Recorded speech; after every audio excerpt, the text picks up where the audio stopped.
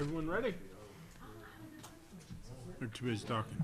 Go ahead and call this evening's meeting to order. Chambersburg Area School District, a special board meeting for November 7th, 2024. Please rise and join me in a pledge of allegiance and moment of silence. I pledge allegiance to the flag of the United States of America and to the republic for which it stands, one nation, under God, indivisible, with liberty and justice for all.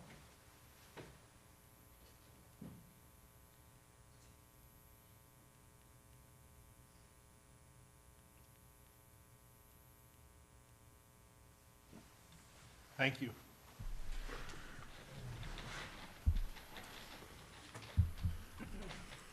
Okay, financial status of the district. Mrs. Stauffer. So Actually, oh, no, I didn't. I skipped right to 4. I went right to the meat and potatoes of this. Superintendent's report. important Thursday night game on or something. Oh, I forgot that. Who's playing tonight? Just a quick update, the video streaming of board meetings will start in December, probably after the reorganization meeting, so it's December 10th.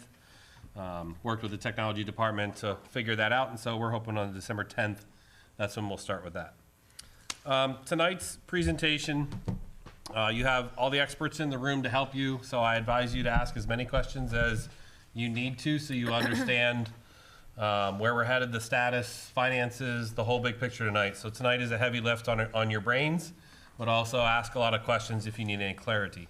It's a culmination of about the last 8 months of study, research, ideas, feasibility, like what is possible. And it's a big concept. So feasibility is not an exact plan, but it's a concept that says we can do this, but we have the details to work out. But we've gone down the road far enough to say it's feasible to do it, whether it's financially, facilities, educationally, and through the change process. So I don't want you to get too narrow into the weeds tonight. You're really getting to a point where you're going to agree to a long-term approach to how we do school. And then we go figure out how to get some of that done. So when you think about tonight, I want you to think about not necessarily just the cost or just the education or just the building. Think about the time it may take to implement some of this. So your only restriction really be, well, time and money. So the faster you want to do something, the more it's going to cost. Certainly if we can't afford something, it just takes longer to do it. But the plan is the plan. So whatever plan we pick will be our future for certainly the next 10, 15, 20 years moving forward. And those are the table stakes. So that's not a small task to ask of you. We do have the lineup of Tammy Stauffer, our Chief Financial Officer, going first to give you a state of the finances of the district, followed by John Fry, our PFM advisor for bonds and financing, to give you scenarios for borrowing to fulfill some of the plan.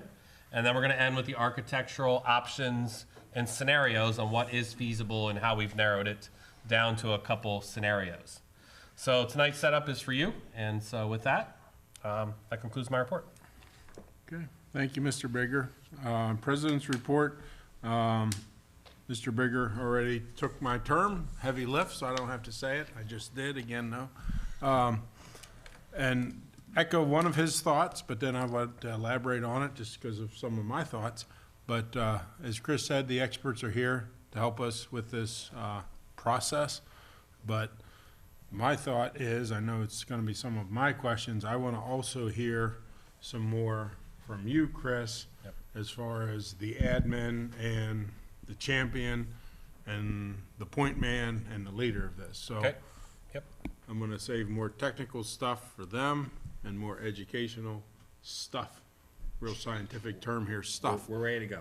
For you. But and I encourage board members, we got great resources, whether they're out there or here, and just like Chris said, ask lots of questions, and let's start. Let's kick this game off. All right. Okay. Now 4.01, Mrs. Stauffer.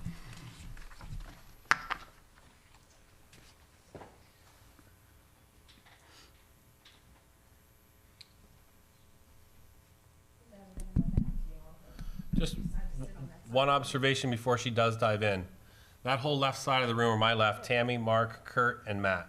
their whole career, grew up, every one of you grew up here, graduated from here. Except for Mark, oh, sorry.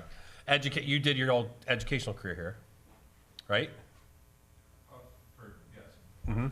Yeah, Kurt had one short stint in Maryland and then here the rest of your career. So you couldn't ask for a more hometown crowd over there that understands our entire history of the district. And I just wanted to point that out. That's a compliment. Thank you for that. Back here. So I have to apologize up front because I'm at that stage of my life where I can't see close or far up real well. And so I'll be taking my glasses on and off. Okay, everybody can hear me, I'm assuming? Okay, so we're going to talk about four areas tonight. Considerations for future debt service. We're going to take a look at the unaudited revenues expenditures for fiscal year 23-24. Do want to emphasize unaudited because if I don't, Danette will have my skin tomorrow. We anticipate the audit to be done sometime in January, at the latest early February, so we're close. These numbers are in a very good ballpark as to what we think the audit's going to show us. We're also going to take a look at the trends of our revenue and expenditures from budget to actual and talk a little bit about what's happened since COVID. It's going to show that the trends are not like they used to be, which kind of gives you a little bit of a harder way to forecast. And then talk about the state of our fund balances and where we anticipate they will be at the end of fiscal 24-25. So I have to work two things here, Diana, thank you. Okay, so talking about considerations for the future debt service, looked at this in two different ways. First one we'll talk about is the positive. My good friend Kurt said he was a glass half full person, and I like to be. Sometimes the analytical person in me goes a little to the other side, but we're going to be positive. So positive indicators right now is that we've seen unprecedented increase in state revenue for the last 2 years.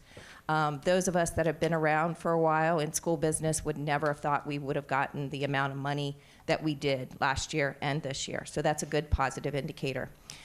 There's also the potential, due to the court ruling, that we will see more state revenue. How much and how long till we get there, we don't know. So, but there is a good potential that we will see more than the 8.2 that we received this year. We've also, even prior to COVID, have seen trends where we've seen a general fund surplus coming out of the end of each year, and that has helped us create stronger fund balances. When I started here in this position in 2018, I remember very clearly the cap reserve was about $900,000, and we had about $2 million in our fund balance. So it was not in a good position. We are in a much better position today than we were then. We continue to see positive EIT trends. This is due to low unemployment in Franklin County. People are working, wage rates are higher, so that has continued to trend in a positive direction for the district. Additionally, we've seen a steady growth of our assessment base. If you're not familiar, that's what we tax on. That's been growing at about an average of 1% a year. Now, we do have to look at it. We are seeing appeals come through. I think we had about 11 this fall, all those commercial appeals. So we do have to take a look at that, but that isn't into that factor as well as the 1%. The Act 1 implications on future taxpayer relief.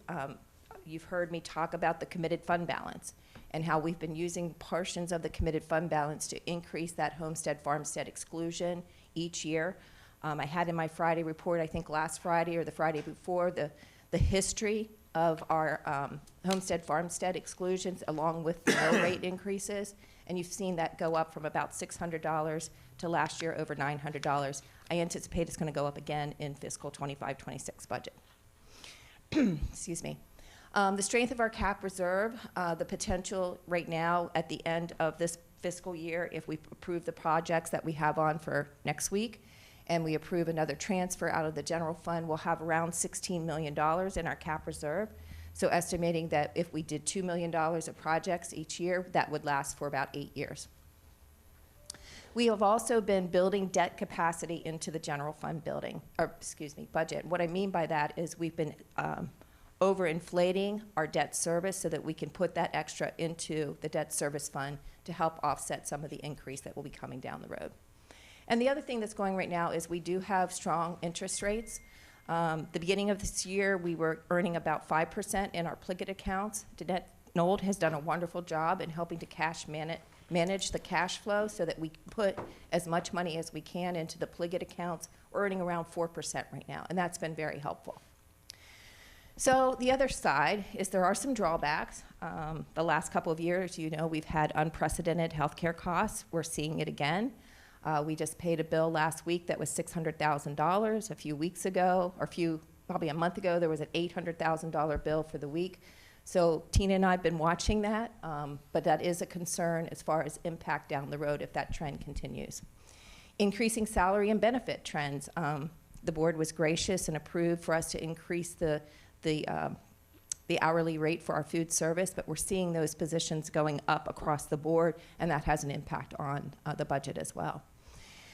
A drawback is that we are heavily dependent on EIT and the economy, and I was here in 08, 09 when we hit the Great Recession, and Chambersburg hit the financial crisis sooner than the districts around us because of the earned income tax going down. So we have to be cognizant of that. The adjusted index fluctuations, I believe when I looked at it a while ago, our adjusted had ranged from 2.1%, a low, to a high of 7%. And that we can't control. That is controlled by the state. There is uncertainty about the additional state funding. While we'd like to be hopeful we're going to get more, we won't know until we know. So we always take a very conservative approach to that. You've heard me talk about this. We've seen significant special education costs. This has been going on annually now for the last probably 4 to 5 years. We don't see that ending anytime soon.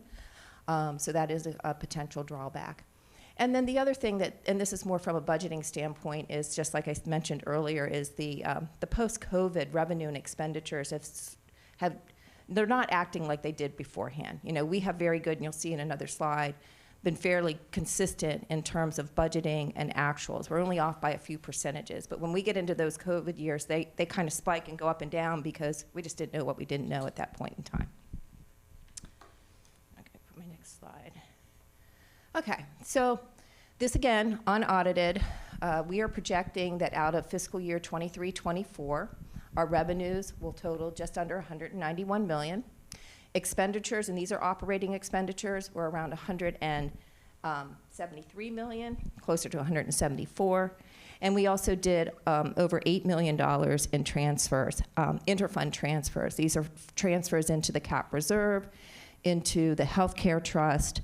I want to point out that with all of the transfers that we've done, $8 million, almost all of it, was for reoccurring expenditures, or operating expenditures, I should say. We put $500,000 into the FCCTC roof project that they did. There was a curriculum expenditure of about $590 that was not planned as a part of the general fund budget. And $3.1 million we transferred for special education and alternative education.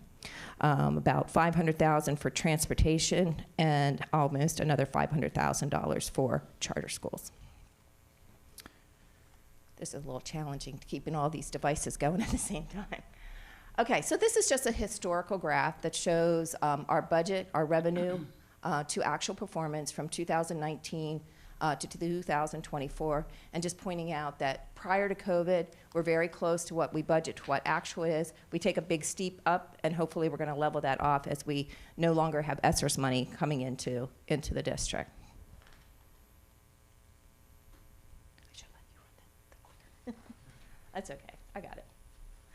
The next slide, again, this is just a look at budget to actual performance, 2019 through 24. And again, you see that we were pretty good prior to COVID. We're very close percentage points, and then we take a steep jump up, and hopefully we're going to flatten out again.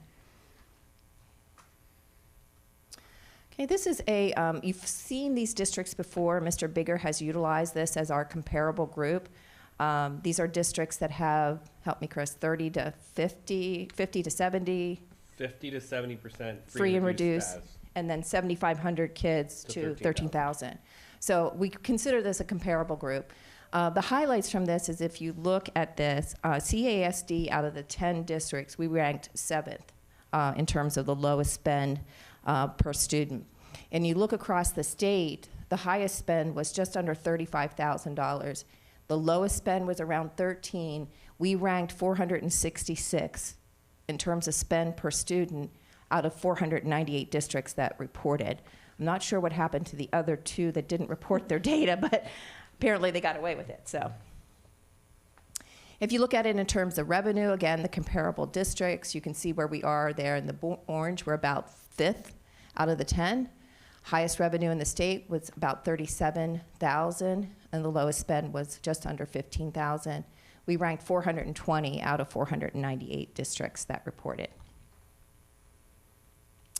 So where do we think we're going to land? And this is, I just want to put this out there. This is assuming that our revenues and expenditures are going to net a 0 surplus or deficit for 24-25.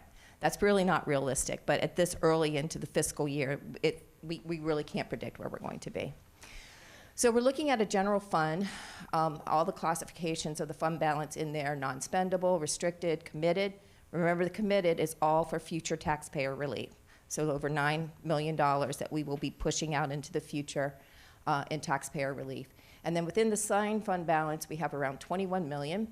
Danette and I are relatively close to having the first forecast finalized for the board for 25-26. And I believe, Danette, our revenue was around $201 million. So having an assigned fund balance of about 10% is a pretty good comfort level, at least for me.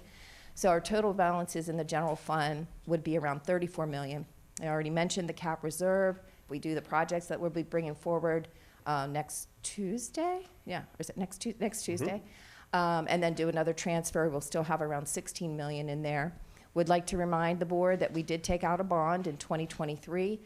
We reclassified some expenditures out of the cap reserve in the fall or spring, and so we still have about $8.4 million in there. And then the debt service fund is the fund that we've been overfunding our debt service and putting additional money in there. So around $10.6 million will be there to offset the increase. It'll be one-time money, but it will be money that we can use. And we're forecasting the funds to be around $69 million. And that is all I have, unless there's any questions.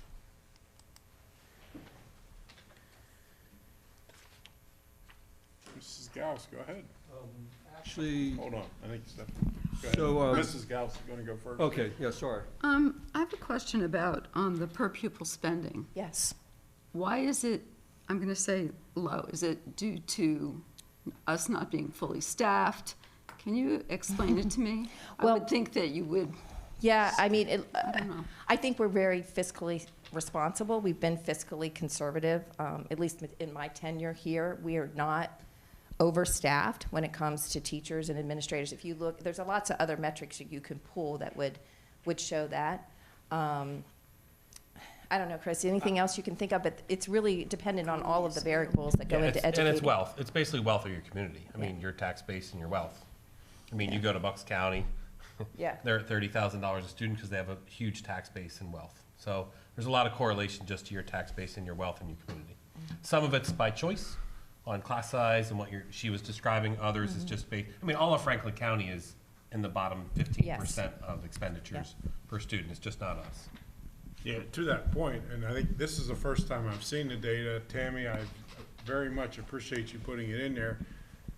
Too many times in the past 3 years, I've heard this comment on spending per pupil. But to Chris's point, the slide right after that, revenue per pupil, and where we are versus our peers. Right. And it isn't like our revenue's here and our spending's here, or vice versa. That's an They're excellent both- point. They're both very close. Very close. And that's something that we've never heard before. Thank you so much for putting it in tonight's You're welcome. presentation. You're welcome. Yeah, Tammy, thank you. One of the slides you included in the read ahead was pertaining to assessments. Yes. Is this the time to ask a question about assessments? Sure.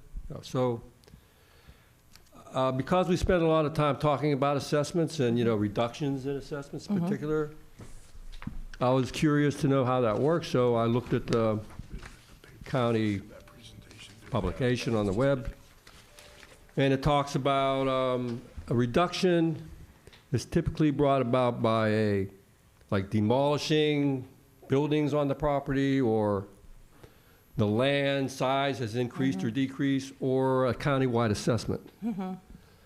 And I looked at the frequently asked questions, and I could not find the answer to the question I was seeking an answer for, and that was, when a entity asks for a reduction, what's their justification? So I called the tax assessment office, and I was told, go look at the minutes, and you'll find that information in there. I went to the minutes, I found, in particular, the property I was interested in, and all there is available is the record of the vote, 3-0, reduced it, period.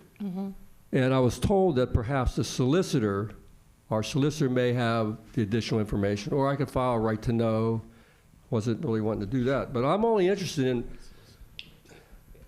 in that particular property. It's a strip mall on Lincoln Way behind Wendy's. I go by there often. I've been up in that property recently. I see no buildings demolished. I can't imagine the land size has changed. And there's been no countywide assessment. So I'm interested in what the heck do they justify their reduction with?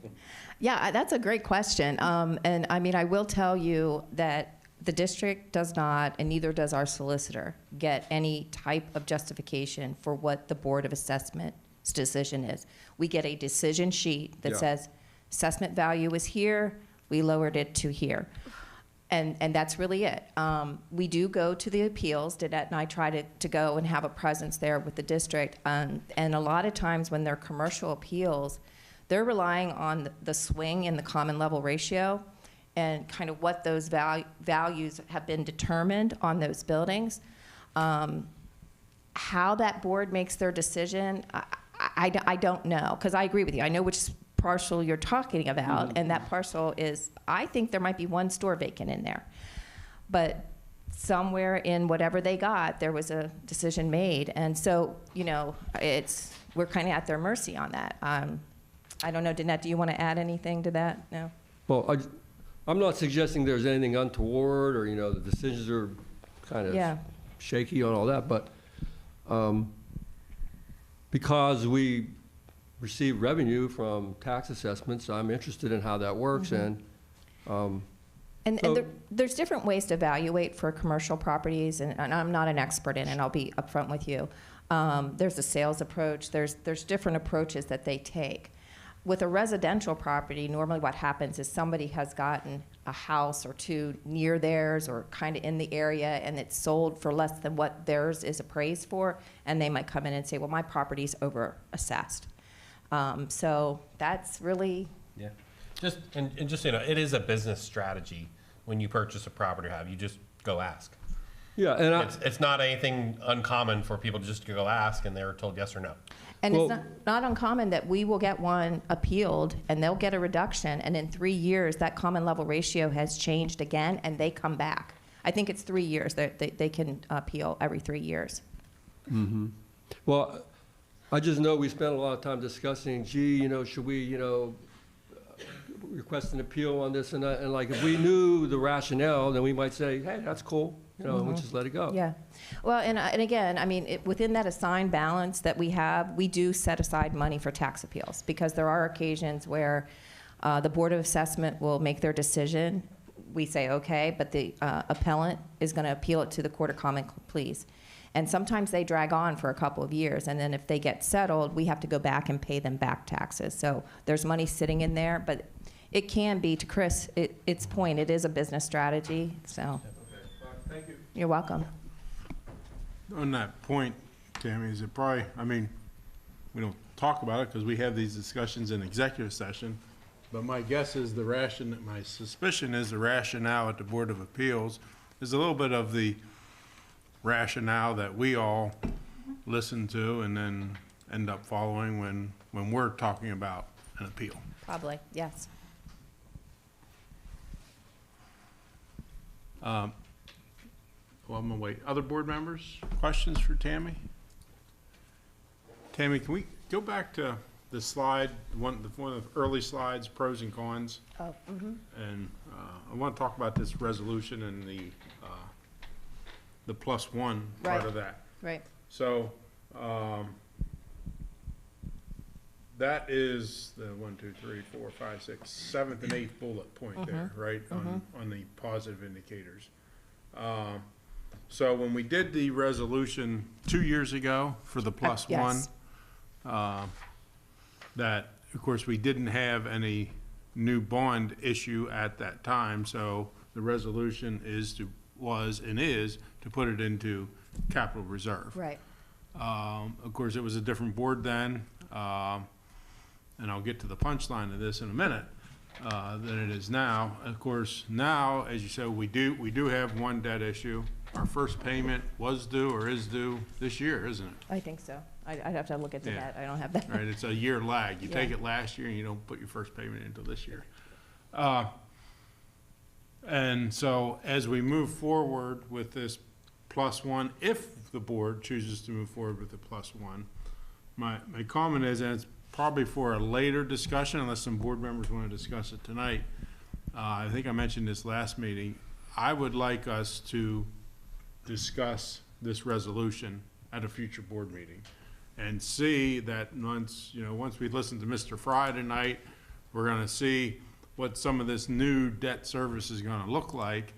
And the thought 2 years ago when we initiated the plus one is that, because basically the plus 1% is on real rough numbers here for board members. It's roughly $10 million. It's debt service on a $10 million bond. I'm rounding numbers there a lot, but, so the thought was, okay, after 3 years, right, we have now built up enough of tax revenue for a $30 million bond. After 7 years, we've built up enough for a net total of $70 million in bonds. So that's why I think the resolution at the time was worded with the situation we were in. No new debt service at the time, go to capital reserve, and I think we need to look at that as a Yeah. board. Yeah, we were actually talking about the 2 middle schools, I think, at that time, knowing that there were going to be significant renovations that were going to be needed. And to that point, Mr. Norcross, for the 25-26, and I'm going to look at Danette, we have about 3 million, a little over 3 million, that will be reoccurring debt that we don't need, okay? So more than likely, I'm going to make a recommendation that we move that into the debt service fund and leave it out of the cap reserve, but that way it's in the budget right now. We have done some preliminary forecasting, and I say Danette and I have done it, to try to see how long it's going to take us to get ramped up, and I don't want to steal John's thunder because he's going to present that, but to get ramped up to this level, we would probably have to go above the 1%. For a while, to Absolutely. get there quickly, is what I'm gonna say, or extend it out, yeah. State money. Yeah, or state money, that's the other unknown. If the state comes in with another 8.2, we're good shape, Yeah, yeah. very good shape. So the 9 million, yes, the net unaudited, the 9 million in unaudited estimate, where that is going to end up? General fund, that's going to end up debt service, or a it's gonna little bit be- of both? Well, it's gonna be in the general fund. Okay. We will probably come to the board prior to the end of this fiscal year and make a recommendation to move more money into healthcare.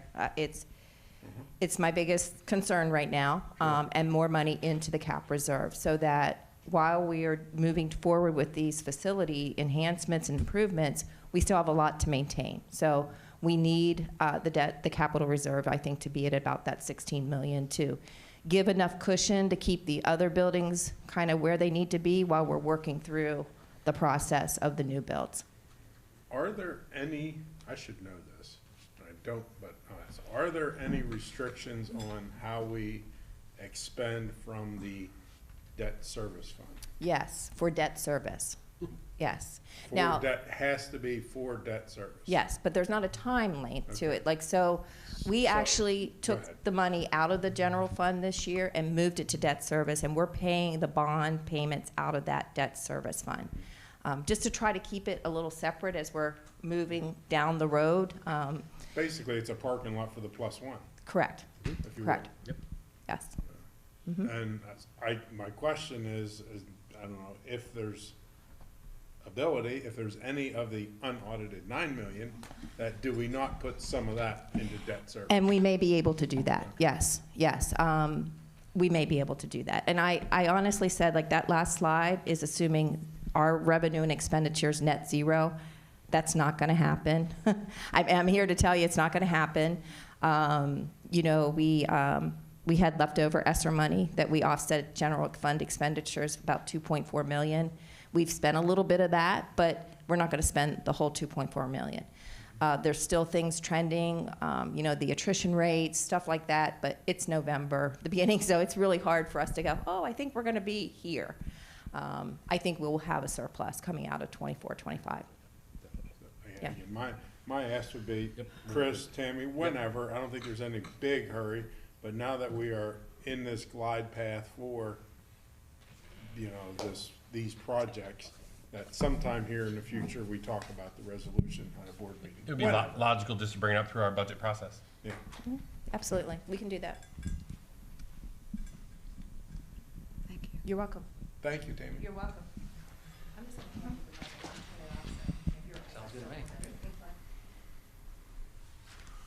Okay, 4.02, bonds and borrowing, Mr. Fry.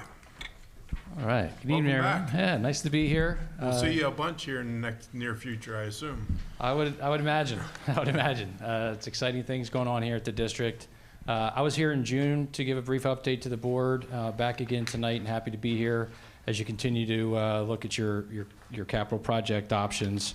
You know, I work with a lot of school districts across the state, and I just wanted to reflect that, you know, Tammy and Danette do an excellent job, and it's a pleasure to work with them. And I think the discussions that I just heard over the last 10 minutes really makes me happy, because I like to hear, that's the big punchline tonight, is planning ahead for these projects is crucial.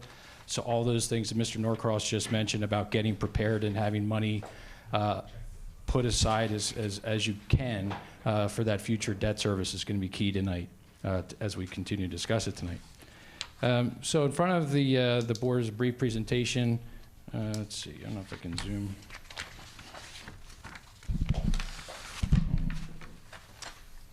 Let's see, the interest rate chart, I'll just give you a brief update on the markets. You know, the blue lines on this page that you have in front of you are is the municipal bond index historically and now. The update is that about a month ago, the Federal Reserve, as anticipated, cut short-term interest rates by 50 basis points as they think that inflation is starting to trend lower, so they cut 50 basis points last month. So while that lowered short-term interest rates, actually, at the bottom of the page, actually see, since that time, long-term interest rates, or like 10-year rates, actually went up. As the economy still is doing well, there are a lot of jobs, so there's less of a fear of a recession. So certainly volatile times. The last 2 days in the market were volatile with the election. Interest rates rose dramatically yesterday on the 10-year Treasury, for instance. And then today, just as coincidentally as anticipated, the Federal Reserve met today at 2 o'clock and cut short-term interest rates by 25 basis points. Again, that was highly anticipated. They're anticipated probably in December, as of now, to cut another 25 basis points. That's all really driving short-term interest rates, which is what Tammy described as what in your Pliget account, you'll see an instant impact on the amount of earnings you're able to get on your cash. But again, it was kind of anticipated as economies, we had high short-term interest rates are starting to come down. But as far as the borrowing side of things, I guess the punchline is we are still at historical averages. Probably, in the last 30 years are slightly lower than the historical average. So still, nice time to be borrowing. It's anticipated that perhaps long-term interest rates could come down, but we'll just have to see how things go over the next year, because certainly there's a lot of things moving around with the domestic and international climate. The next page is just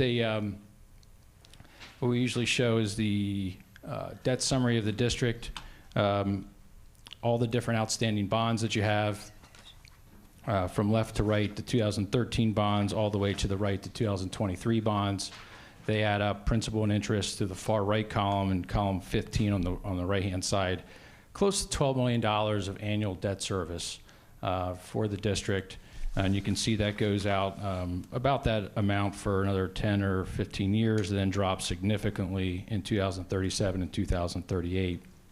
I did put at the bottom of the page the purpose of each of those issues, and then the green boxes is what the bond issues that were for capital projects. So those years were 2015, 2017, 2020, and 2023. So basically on a 2 to 3 year cadence, as you would expect, when things come up, that's when we've come and you needed more money for projects than you had in your reserves. So we've been doing borrowings on a kind of a 2 to 3 year cadence. And again, that last one on the far right-hand side, that's the 2023 one that Tammy mentioned that still has about $8 million left. I will say that there are some of your bonds are eligible to be refinanced. So when you do a home mortgage, you can basically refinance whenever you want to, as long as it works for you. With a bond issue, the investors want a 5 or 7 or 8 year kind of lockout period where you can't refinance. It's called a call date. So what we do is monitor when your bonds have those call dates and when they can be refinanced. And again, many of yours are at or past their call dates, so they're eligible to be refinanced, but the rates that you're paying are already kind of about where they're at today or even lower, 3 to 4%. So we're continuing to watch. We need rates to come down a little bit more to see if we can refinance and save money. The board and the district has been really good at executing those refinancings since 2010. We did 17 different refinancings to save over $20 million in aggregate. So it's a powerful tool, but we have been in a period now of issuing bonds at very low interest rates. So it's going to be harder to have those big savings, but we'll continue to watch for that. So the next 2 pages are just some bullet points, some of which we went through last time, but just wanted to highlight a couple things as far as the district and all Pennsylvania school districts are governed by the Local Government Unit Debt Act, or what we call LGUDA, that spells out all the rules for borrowing. And one of the main ones is that you have to have overall level or declining debt approximately, and that you have a borrowing capacity that's very formulaic. Every district has to follow these rules that's laid out in that box that, they take your last 3 year average annual revenue, multiply it by 2.25%, and that gives you the borrowing base. So it changes all the time as you roll into a new year. Your revenues go up, one old revenue goes off the books. So it kind of continues to grow your borrowing base. So right now and again, it's probably even more if we sat here today and really did the final calculations, but about $360 million is your borrowing base. Then you subtract out the outstanding principal, which is about $129 million today. So your state debt capacity by that formula would be about $232 million. So that by state law, you wouldn't be able to go borrow, for instance, $250 million right now. But so just wanted to give you an idea of kind of the threshold and that you're well below that. And again, every year that kind of continues to grow. Number 2 there, the district financing plan, as we talked before, most school districts, when you do go in a major capital project, you do it in phases as far as the borrowings, because you really just can't afford to pay all that debt service all up front, all at one time. So many school districts phase it in, and if you can, borrow, depending on the project timeline, borrowing $10 million or less in a calendar year does have certain interest rate and refinancing provisions. So when we can, we try to incorporate that into a plan. I'll show you that in a couple pages. But here, you do have some significant funds that are needed, so you certainly need more than $10 million in many of the years. But the phase-in also helps to phase in that millage that we'll be talking about a lot, as well as right-sizing that final borrowing. So you're not over-borrowing, not under-borrowing, but as you continue down through construction, really trying to nail down how much is needed. And lastly on this page, the federal tax law recap. If you're, because you're borrowing, you have the benefit of being able to borrow at tax-exempt interest rates. You have to file IRS rules. So you can't just go borrow whenever you want to. You have to have expectations of what they call reasonable expectations at the time of issuance, that you're going to spend 85% of the money in 3 years. So that's kind of the big threshold thought process is the 3 year expectation. The next page are just a couple strategies that we show all our Pennsylvania school district clients as far as strategies and considerations as you go down through a financing plan. Mainly the biggest one is now in the Act 1 world that we've been in for almost 20 years, you know, you have that limitation where you can't just go at any time raise real estate tax to whatever you need to do, because you're, you know, subject to that Act 1 index. So you do need to plan ahead, gradually get in as much of the millage as in place as you can prior to perhaps when you really need it, as you've been doing. As Tammy mentioned, your base index for the base index for all Pennsylvania school districts is 4% this year, but Chambersburg's adjusted index is 5.3%. And over the last 10 years, the average of Chambersburg's adjusted index is 3.8%. And so you can see if the economy starts to decline, you know, you could expect the adjusted index to go down. And it was mentioned before that the lowest was about 10 years ago, was down as low as 2.1%. Interest earnings are another thing you know, as we get closer to construction, we'll look at a draw schedule from your architect and see how much money you could expect from interest earnings. When you issue bonds, you'll be able to earn money on that cash as it sits there until you need it. So interest earnings will be used towards the project to help downsize the final borrowing. Certainly contributing cash towards the project or any refinancing savings is something we could take a look at.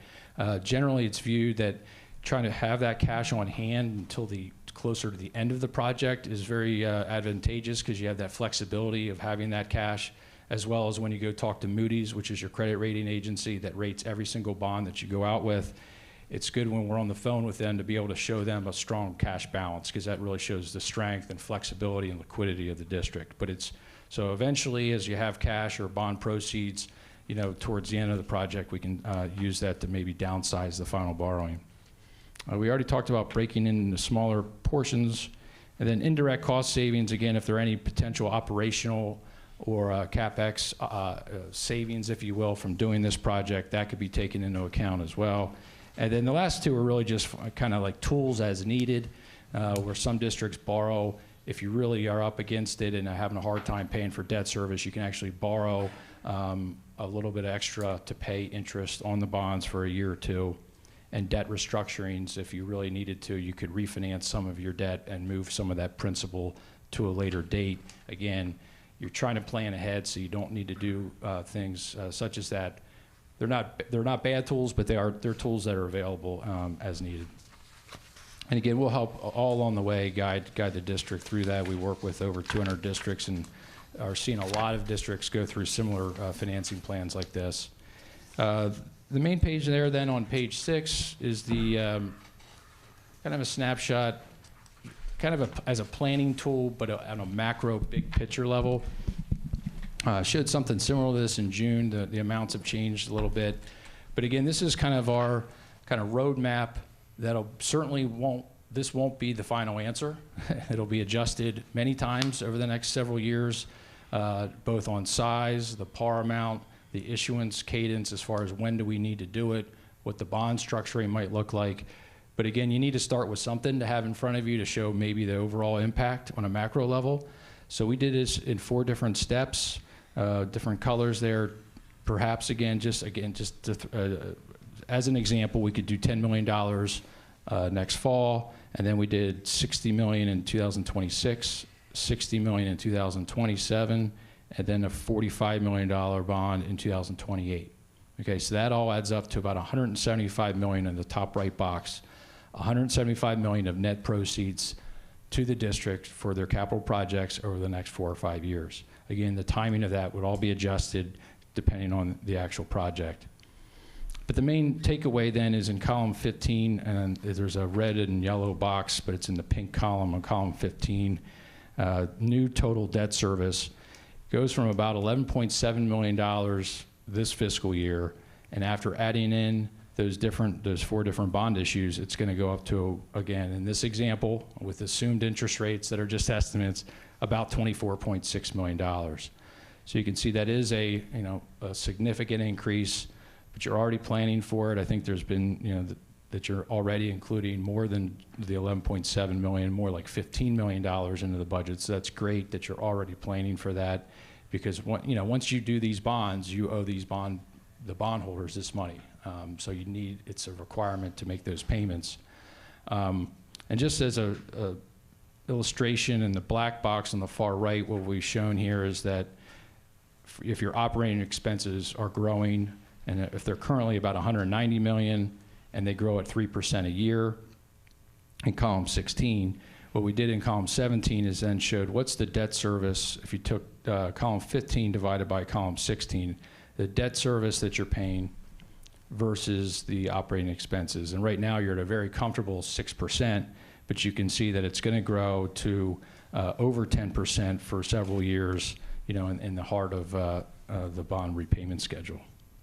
But that's another important metrics to show just the affordability and how you're going to have more debt service in your budget, which will make it, more restrictive in your other operations. So it's just something to keep in mind. The last page is just a graphical illustration of what I just showed. The black is your current debt service, and that shows that big drop off that you have. And if we just layered these bonds in blue, yellow, green, red, as 25, basically you think about it as a 25-year mortgage, level payments is how we structured it. You would maintain, you'd have this big ramp up in debt service for, say 10 years, and then still maintaining that big drop off for any future projects that might come down the road for the district. So I'll stop there, and happy to answer any questions. I'll be here all night to hear all the other good reports, but happy to answer any questions. Board members?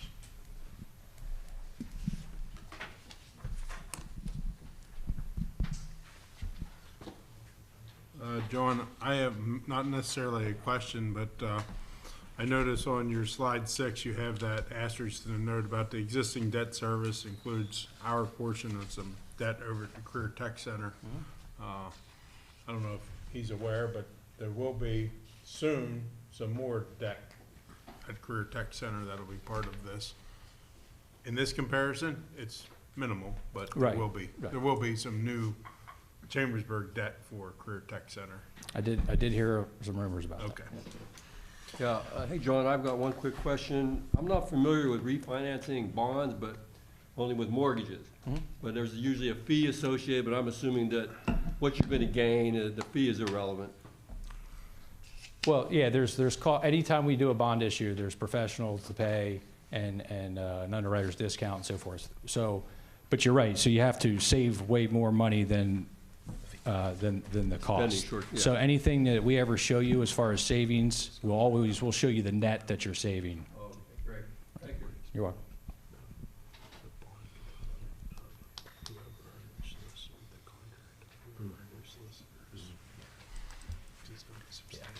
Yes. Question on the bond rating. Can you share our current bond rating, and is there anything we can do besides having cash on hand that can really help in our future bonds for our bond rating?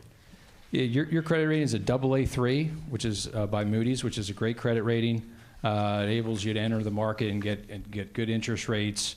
And our goal would be to keep it where it's at. When you're entering into a large capital plan like this, it's going to be hard to get an upgrade because they're going to see that this debt is coming.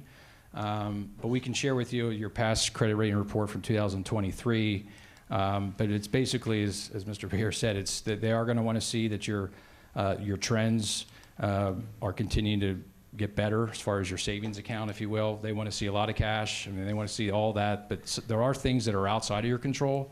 The wealth of your area, demographic changes, enrollment's something that they have commented on before as far as declining trends. So our goal would be to keep showing that things are looking good here. The performance is doing well. The district is raising taxes to make sure that they're not drawing down on reserves. That's the biggest thing they're always going to see is if you see a board that says we're going to continue to not raise taxes, draw down on reserves, they will definitely signal for a downgrade. And when you have a credit rating downgrade, every notch costs money because it's viewed as more risky. So every time you do a bond that needs credit rating, so you want to keep that as strong as possible. No chance we can get to the next level. Have you seen anybody get to the next level? Upgrades are few and far between lately. They give you a lot of 10 years ago. they give you a lot of good job, keep up the good work kind of stuff. But But to get that, a lot of times, unfortunately, like I said, sometimes you're put in a box about the wealth of your area, and some districts that are out of suburban Philadelphia get the benefit of just saying, well, we got a lot of rich people here. Right. And so, Thank you. Yeah. so yes. Appreciate that.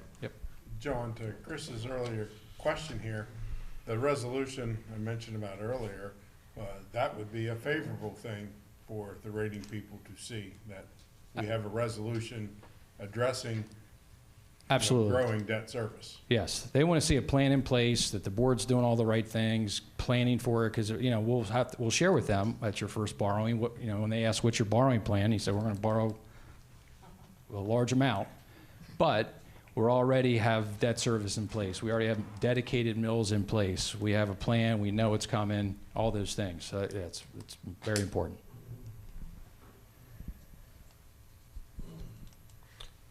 The hardest part of my job so far was when he kept asking me, what number do you want to put on the plan for tonight?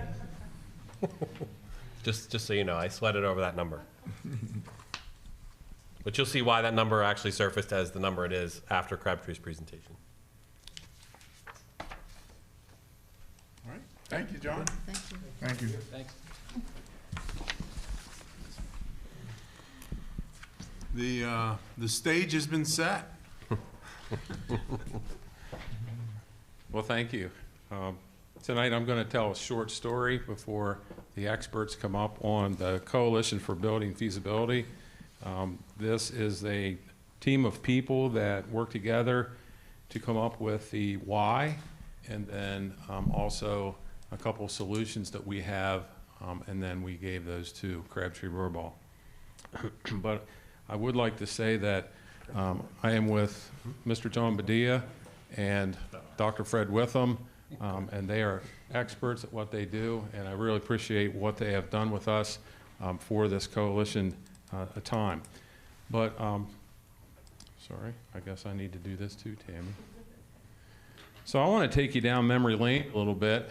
26 years, or 29 years ago, and if you can figure out where I got 29 years, our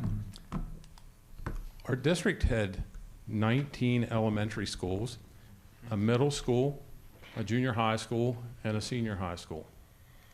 And these schools are on the screen, but I'm going to read them for those that aren't watching this and we're going to be listening to it later.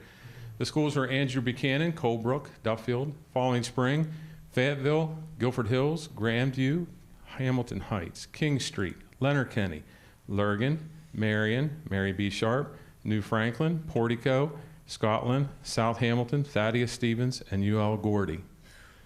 Many of these schools were single deep. That means one classroom of each grade level. And I was at one of those, Portico. Loved that little school.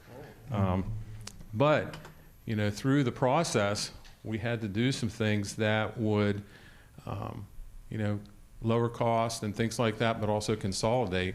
And these are the items that happened. Portico students, along with some South Hamilton students, moved to combine into a newly renovated Hamilton Heights, and it was right around 1999.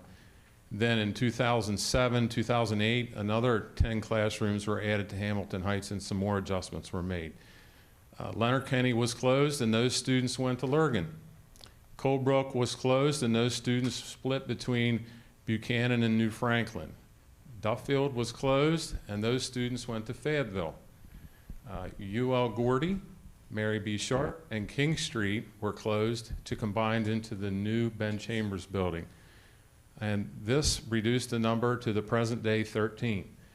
I will tell you, I did not mention Scotland in there because it wasn't a reduction of a school, but that school was demolished and then the new Scotland was built behind and there was some redistricting there too. But then we also had in the secondary level, we had caches being added onto, a massive addition, actually, like 300,000 square feet added to that building.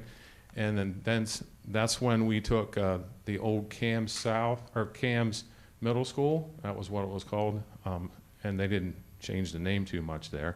And then J. Frank Faust Junior High School, and they made 2 middle schools at that time.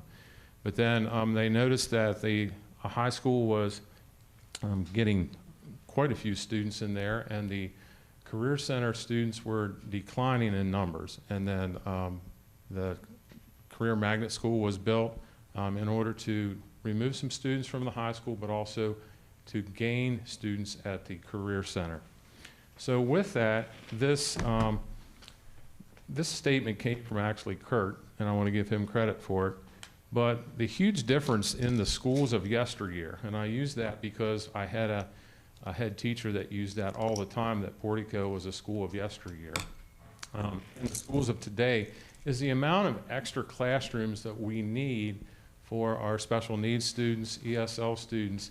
And these services that we didn't have back then were such as speech services, autistic service, life skills classrooms, emotional support classrooms, occupational and physical therapy services, and then English as a second language. I remember when I went to Portico, it was 99% white, and we had one person of color.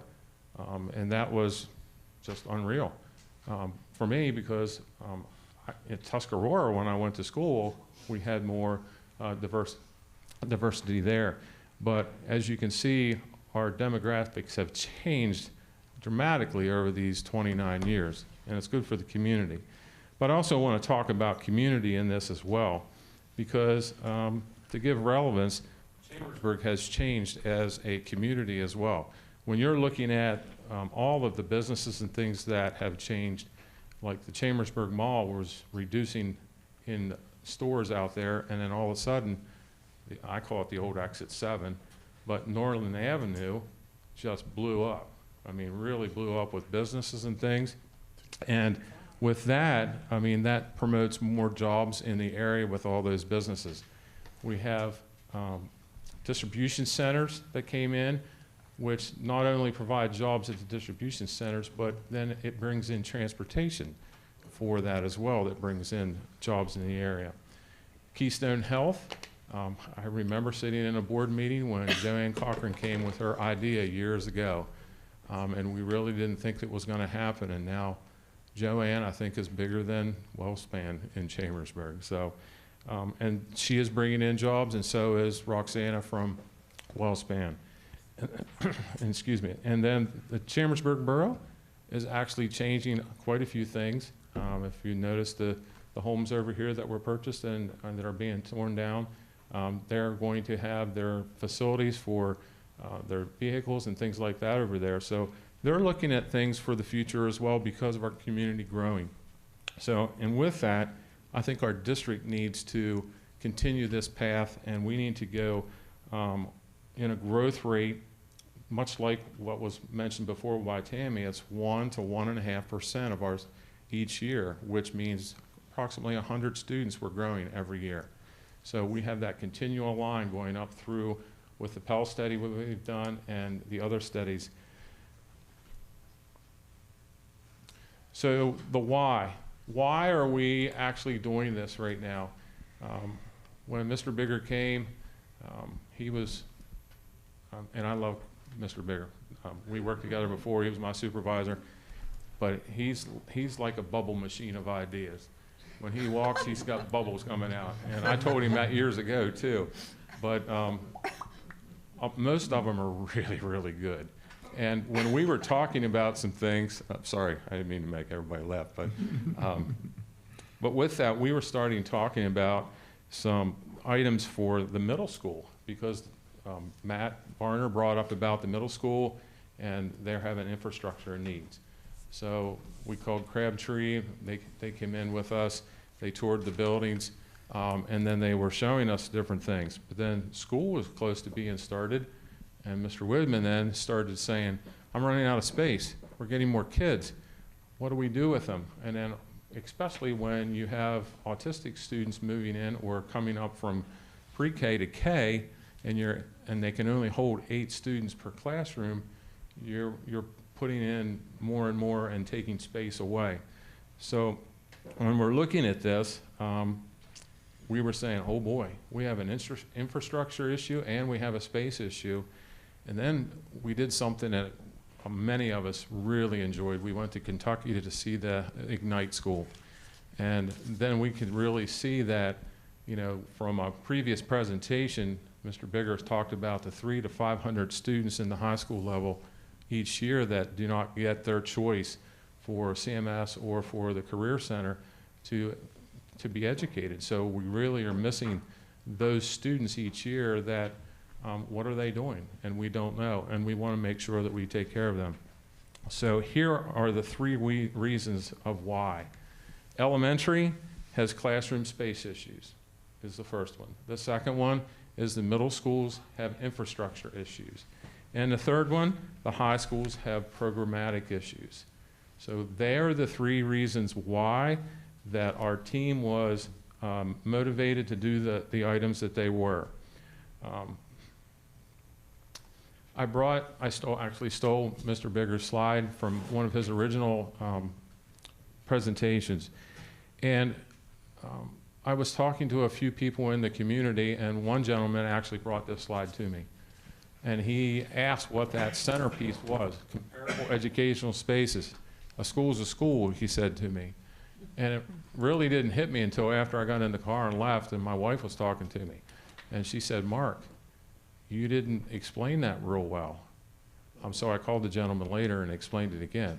Comparable spaces are meaning that some schools have a gym and a cafeteria in the same space.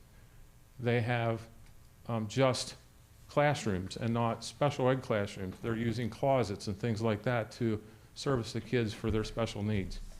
That is comparable educational spaces.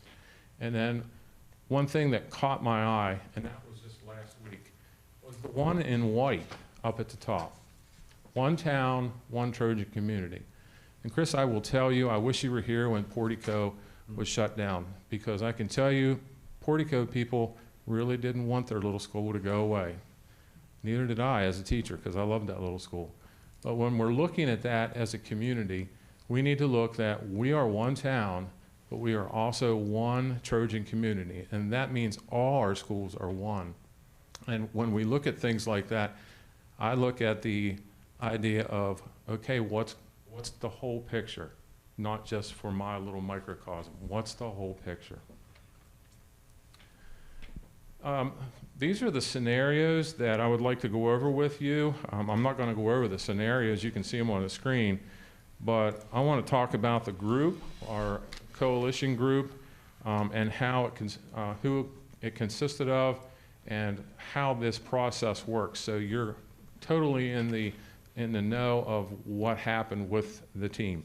So we had 32 members across all the district, and we had nurses, teachers, the transportation department, food service department, business office, principals, and security.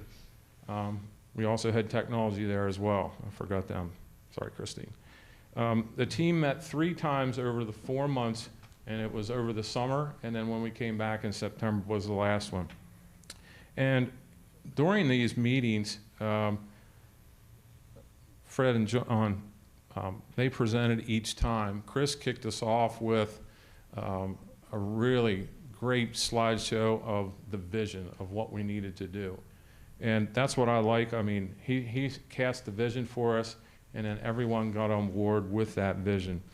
But we also went through, we were talking about some scenarios, and we came up with 5 or 6 for the first time, and we looked at those as small groups within our team of 32, and we looked at these items: education, staffing, schedules, special education, transportation, food service, technology, custodial, and safety. And we listed the benefits and the challenges of each one of those. There were some really, really good discussions. And there were some things that came out that none of us really knew. I remember Jared Ford, our food service director, brought out the fact when we were looking at the scenario from 8 to 12, that there's different levels of food that you give to the students based on what grade level they are. And he said, we're going to have to adjust when we have students come in. We were all like, really? We didn't think about that. So they're the kind of things that really made a difference for everyone on the team that did this. The first meeting, we went through the scenarios, and at the end, We decided to do another one, but, you know, we had some different things that we wanted to do the second time. So we had them review some of the scenarios that they went through. They looked at some different things, and then we voted at the end. And you can see the vote was a ratio of 2-to-1 for scenario 4 over scenario 1.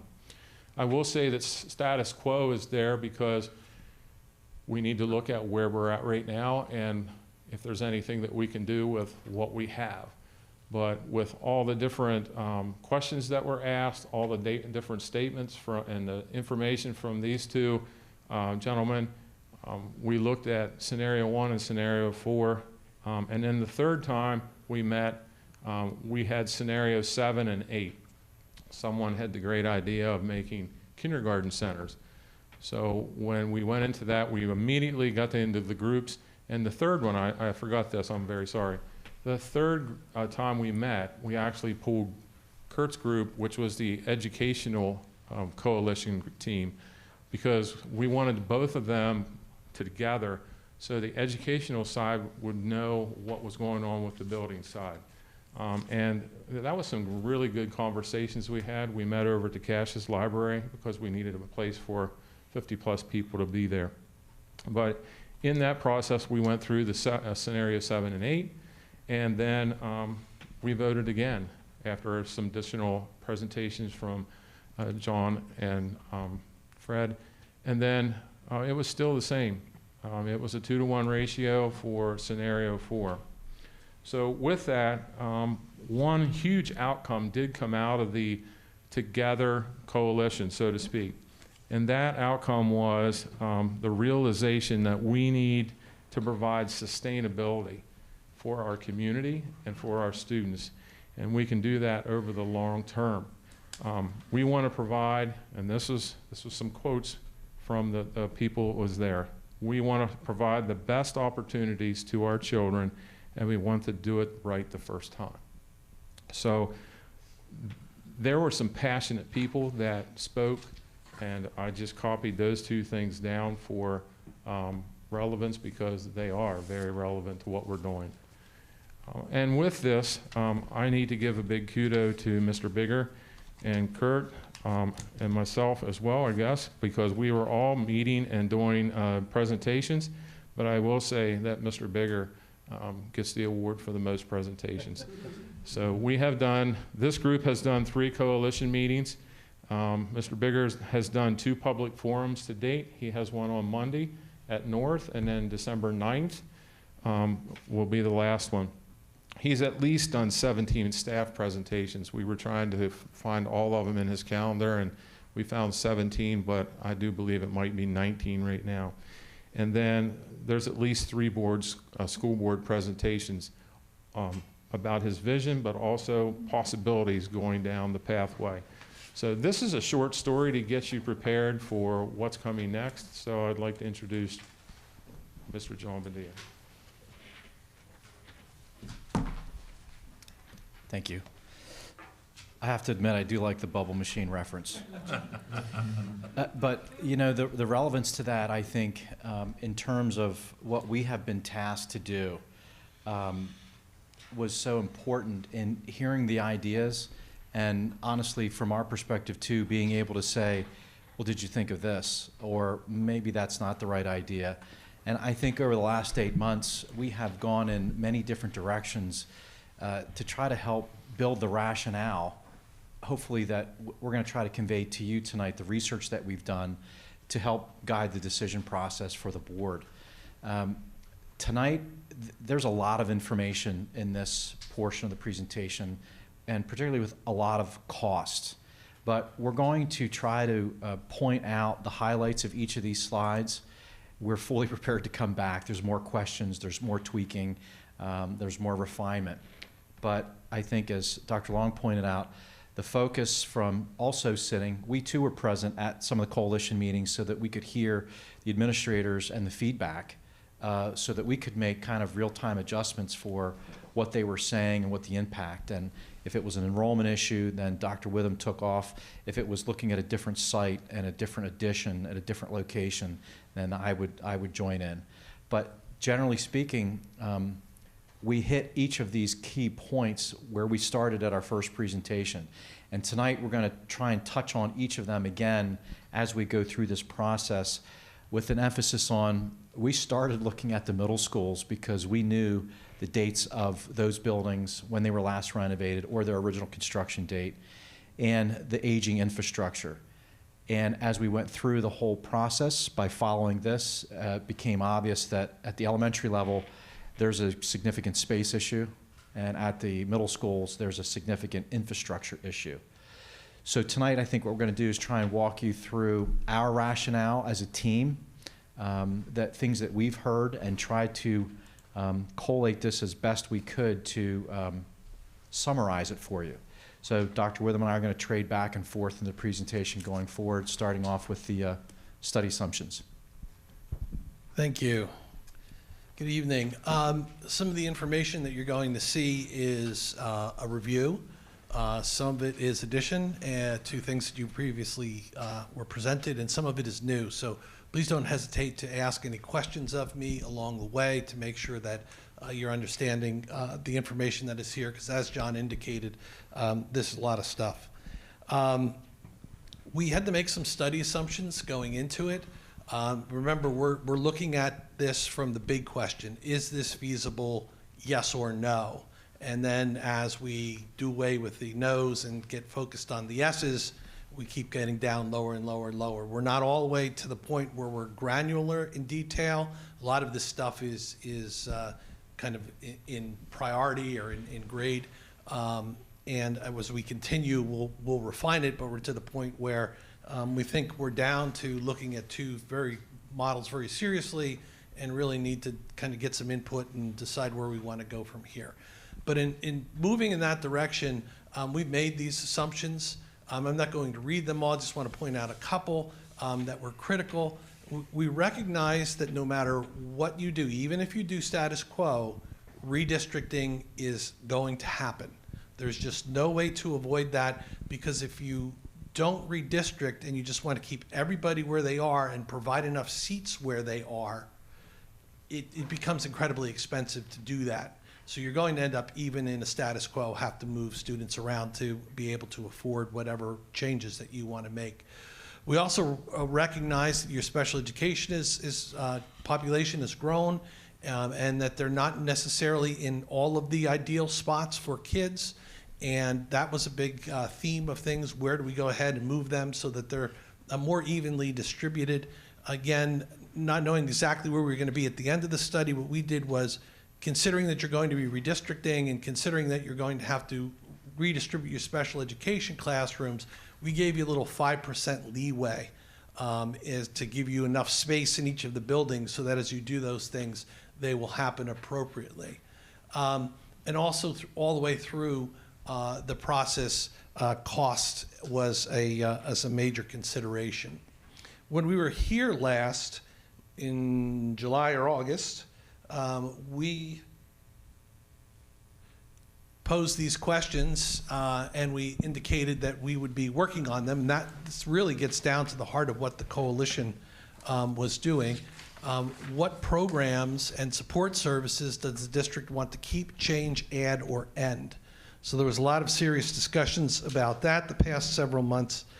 And then as you continue to identify the programs and the support that you want to maintain, where are they best located to meet student need? How can they best be accommodated in current facilities? What's their impact on the capital improvement projects? And how can they be maintained as the district population and demographic changes? And that's one of the things that we want to talk about a little bit tonight, because we're starting to put some sustainability projections on some of these things to help you understand, particularly with the bond issues and things, knowing that there's going to be certain points now and in the future. We want to make sure that we prepare you so that you have enough and you're not doing something, then 2 years later finding out, or a year later finding out that it wasn't enough. I think this is a reoccurring theme. It certainly came up. Your elementary buildings are over-enrolled, some are under-enrolled, and some of them have issues with their condition. Not that they're unsafe, they're just have systems and things that are getting to the end of their life.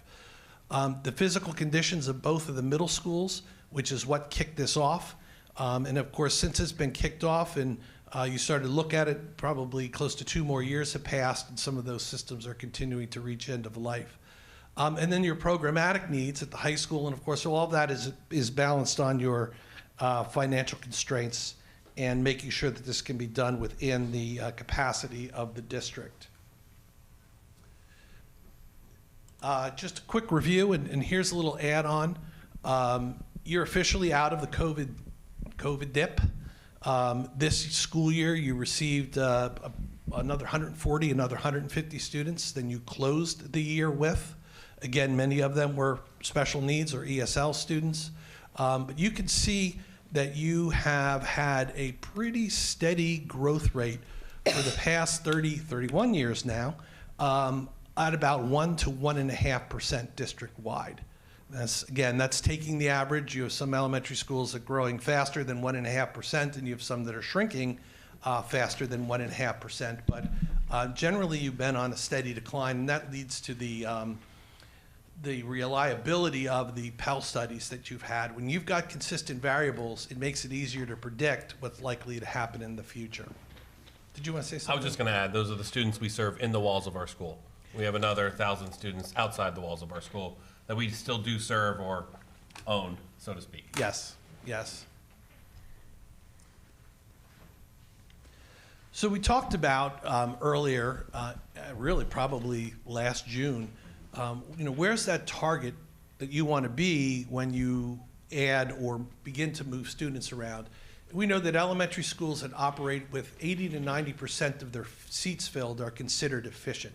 You're never going to get 100% because you can never schedule every seat, every period, every day.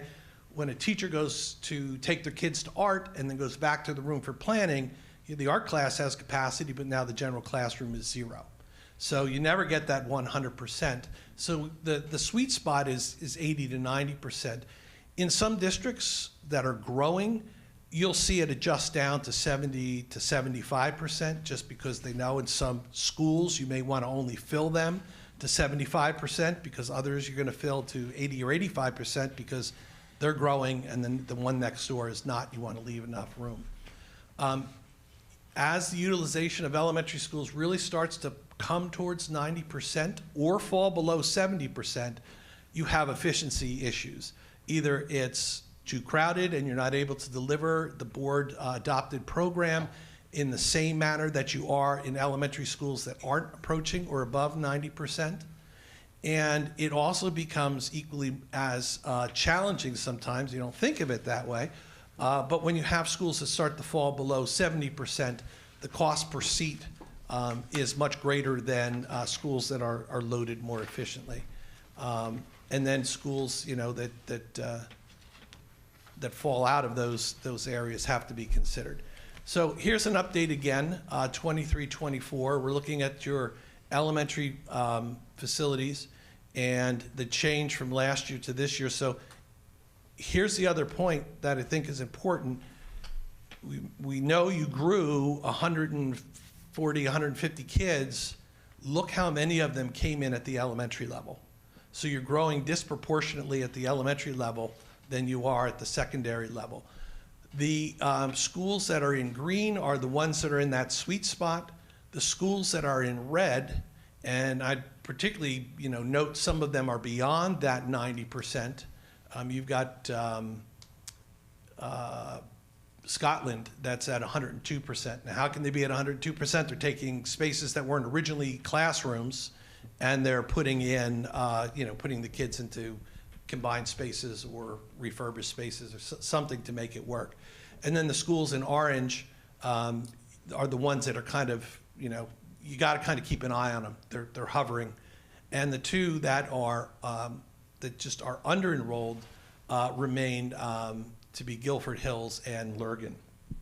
I think one of the things that amazed us about that is if you really look at that, more than half of your elementary schools are above that target that we're aiming for. So in terms of capacity, it's throughout the entire district, almost all the elementary schools. Very few are underutilized. It's the majority that are above that sweet spot. This was a summary slide, again, that you saw before from last time we did this exercise to this time we did this exercise. The only thing that changed rank is Ben Chambers, which was on the watch area, and it dropped a few students, which pushed its utilization down to 78%, and it moved up into the, okay, you're in the sweet spot for 1 year. Secondary schools, it's a little bit different because of the way they schedule, particularly middle schools where you're teaming. You have to use a lot more diverse schedules in meeting kids' needs. Kids start to go in 10 different directions when they enter their math curriculum. You know, are they in algebra, geometry, general math, and that begins to make the schedules more diverse. So the sweet spot is 75 to 85%. Middle schools that team have a lot of remediation programs, tend to be a little bit lower than that. As they begin to rise to 85% or fall below 65%, then you begin to see situations where the school is being underutilized and it can't be operated efficiently. And then anything more than 85 or less than 65 becomes an issue. Here's pretty much where you were last year. There isn't a lot of change from what we had. You can see that the one middle school lost a number of students. I'm not sure why, just probably the normal flux of things coming in and out. I don't think there's anything that indicated this was anything other than just one of those years. And the other thing I want to make sure that I point out here is the Career Magnet School at 100%. That one's calculated a little bit differently because you have X number of seats and you fill 100% of them and then waiting list everybody else. So it's really not so much capacity driven as it is program driven, because for safety reasons and attention to students and those kinds of things, you've got a cap on that, and you're filling those caps every single year over year. Again, not really any change. North kind of moved into that sweet spot with a little bit of a drop, but there really is no change, and in many cases, it's actually gotten a little tighter in your elementary schools that were above 90%. So that was the emphasis on the space and capacity box that we wanted to check. The second one is the visioning and program.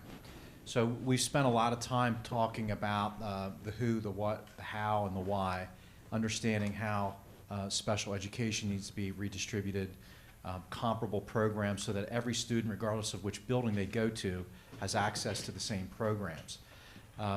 We had this is a great list of things that we understood were important, and this is a credit to the administrative team. It's very in-depth. Sometimes it'll be address enrollment. We're like, okay, we knew that. But this goes much deeper than that. It's a combination of obviously addressing the infrastructure, comparable educational spaces for all students, for all buildings. We talked about decentralizing special education, and then giving consideration to realignment of the boundaries and grade realignment. That's a real sensitive subject in some districts. It was not here because it was a very rational discussion. What happens if we do this? What is the impact of a K3 or a K4 or 4-6 or 5-6? It was a very open dialogue and discussion, which helps us understand what the district's vision is. And then just trying to create opportunities for career-based programs, and then how do you retain your staff and attract students? It is partly the facilities, and then staying within the financial means. We've always been reminded of the budget. I'm sure Tammy's anxious to hear that as well. So, here is where we originally started with understanding the condition of the middle schools. And, Cam South, I think, when I walked out of that building, Mr. Woodman said I had a sad look on my face. That's a very unique building. We affectionately call it the Star Trek Enterprise. It has a lot of issues in terms of the date of construction. The way the building is organized architecturally to improve upon safety and security is very, very difficult, unless there are large portions of the building that are demolished and reconstructed. But at Cam South, given that 1972 date of construction, it is well beyond its life cycle in terms of the mechanical systems.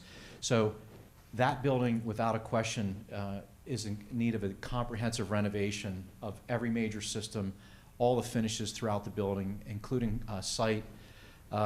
ADA compliance and building IBC compliance. The ADA compliance, for those of you that are familiar walking through and seeing those ramps that go up, they're not normal ramps. They're poured in place concrete walls that if there's ever a storm, I would say you probably want to go to that section of the building. I've never seen anything quite built like that. But when we get to the cost, you're going to see the renovation costs of North and South look familiar. But keep in mind, North you've already done window replacement, you've done some roofing, and look how much, that building's 26,000 square feet larger. Our costs are higher per square foot because Cam South is not a typical renovation. Same story for North, but that building configuration, and we've done some work. There's been some additions, cafeteria, kitchen, a classroom wing. That building is fairly well organized. It has a lot of the core spaces that are sized properly. When you try to start modifying kitchens and cafeterias, you heard earlier where there were at the elementaries, when we looked at a multi-purpose room, we came up with a block or a module of space to say, how do we make this comparable for all the schools? And we looked at those core facilities. North clearly has some advantages that South just does not have. It too, though, is also in need, even though it's gone through some renovations, it is a comprehensive renovation at North as well. So here is again kind of our lead into the next segment, where we heard as the administrative team going through the coalition meetings that the scenarios were slowly but surely being minimized to focus on the status quo, stay as you are, scenario 1 with a K4, 5, 6, 7, 8 alignment, and then scenario 4, which is a K3, 4, 6. And we're going to start to share some of the graphics of that as well. So we're going to start with 4 and then work down to the status quo. 4 was to realign your elementary schools K to 3, 4 to 6, 7 to 8, and 9 to 12. That's just showing that graphically. You've seen this slide before. I want to take a minute and go through this because this has got some of the assumptions that we were making along the way. It was amazing that when we talked to teachers, Chris said to them, so if you think that we need to consolidate and maybe close some schools, refurbish, replace, whatever, what do you think? And they were literally, with a question asked cold, they came up with the identical list that the administration originally came up and that the data was also pointing to as well. Those are Grandview, which is, one of the things in the assumption was that we made some geographic considerations as we were going through this. Grandview geographically is a pretty important linchpin, particularly when you consider Lurgan, that is really, it's underutilized. It's out in the other, Netherlands of the district. And you don't want to have to move those kids. You certainly don't want to drive them past Grandview on the way to Scotland to redistrict. Grandview certainly has utility life left in it. I don't want to, say it's you can't push this off, but it did rise to the top as one that would be critical to consider replacing as a possibility and increasing its size in the whole scheme of things.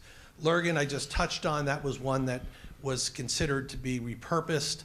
Falling Springs and Andrew Buchanan. And if you follow this graph, it shows you that the capacities go down to 0, but the K-3 population is held the same. And you can see that you can get down to 78% utilization of the remaining buildings if you choose to repurpose Lurgan, Guilford Hills, Falling Springs, and Andrew Buchanan. Again, that requires some redistricting. After that, the discussion was to construct a brand-new 4-6 facility somewhere within the district, maybe on district-owned property that you already have. Take one of the middle schools and convert it to a 7-8. I think, as you heard John say, the likely candidate for that would be North. It doesn't necessarily have to be North, but you're going to spend a lot more money to get South to be a full 7th and 8th. In both of the scenarios, whether you choose North or South, if you go with this alignment, it's going to require, as well as the renovations, in addition. If you think about it this way, 2 schools are each housing 1.5 grades. They have half of 6th, half of 7th, half of 8th, and when you break it to a 7-8 building, now you've got 2 full grades. So you've got to accommodate. And even though you have, it looks like you've got extra real estate in the middle schools, when we're going through your scheduling and your teaming and how the rooms that are being counted that are maybe not being used as they should be or could be, you don't have as much real estate there as the numbers might show sometimes. No. Did you want to? No, I'm just turning it off. Oh, okay. So, with that in mind, I did a little bit of reverse engineering just to kind of understand what's going on. We used the district growth rate of 1 to 1.5%. We said if you take those other schools offline, you redistrict, and you're down to a 78% utilization rate, but you're growing at a rate of 1 and 1.5% a year on average. Some might grow faster, but that was the most applicable one to make apples to apples. You can see that plan in 5 to 9 years, you're back to 85% utilization. Now, 85% is not a crisis, but it does say to you in 3 to 5 years, or in 5 to 8 years, we have to begin planning for our next edition based on 1 to 1.5% growth. So I mean, the mortar is barely dry, the ink on the bonds is still wet, and now all of a sudden you're turning around and you don't get a very long runway with that initial list, but possible. If, and this is kind of one of those pivot points, if you either maintained 300 seats, so if you refurbished Andrew Buchanan and left it on the rolls, or if it was more appropriate to build a 300-seat addition someplace else in the district, now look what happens with those extra 300 seats. Now your runway goes to 10 to 16 years. And really that's kind of the sweet spot, because if you're going to hit 85% in 10 to 16 years, it's going to be another 5 years before you study, plan, and add additional space. 3 to 5 years, which is probably the perfect window when you're talking about 20-year bonds or 25-year bonds and wraparound and all those other things. So, we've been checking off those little boxes as we've been going through this study. We're saying, here's this box, and here's this box. But now we're drawing the lines in between those boxes. And I want to emphasize, particularly when we get to the cost, that just looking at one data point is not going to tell you the full picture, because pieces like how long will this sustain us is important, is probably in some cases more important for the financial health of the district than doing it cheaper and quicker. I'm not trying to tell you anything, I'm just trying to give you the data so that you can make the decision, but those are the kinds of things that you're going to need to start to considering. Here you go, John. This is where I step back. He's out. So a little bit about the cost. Every time that we're going to show you a project cost, it is a comprehensive budget.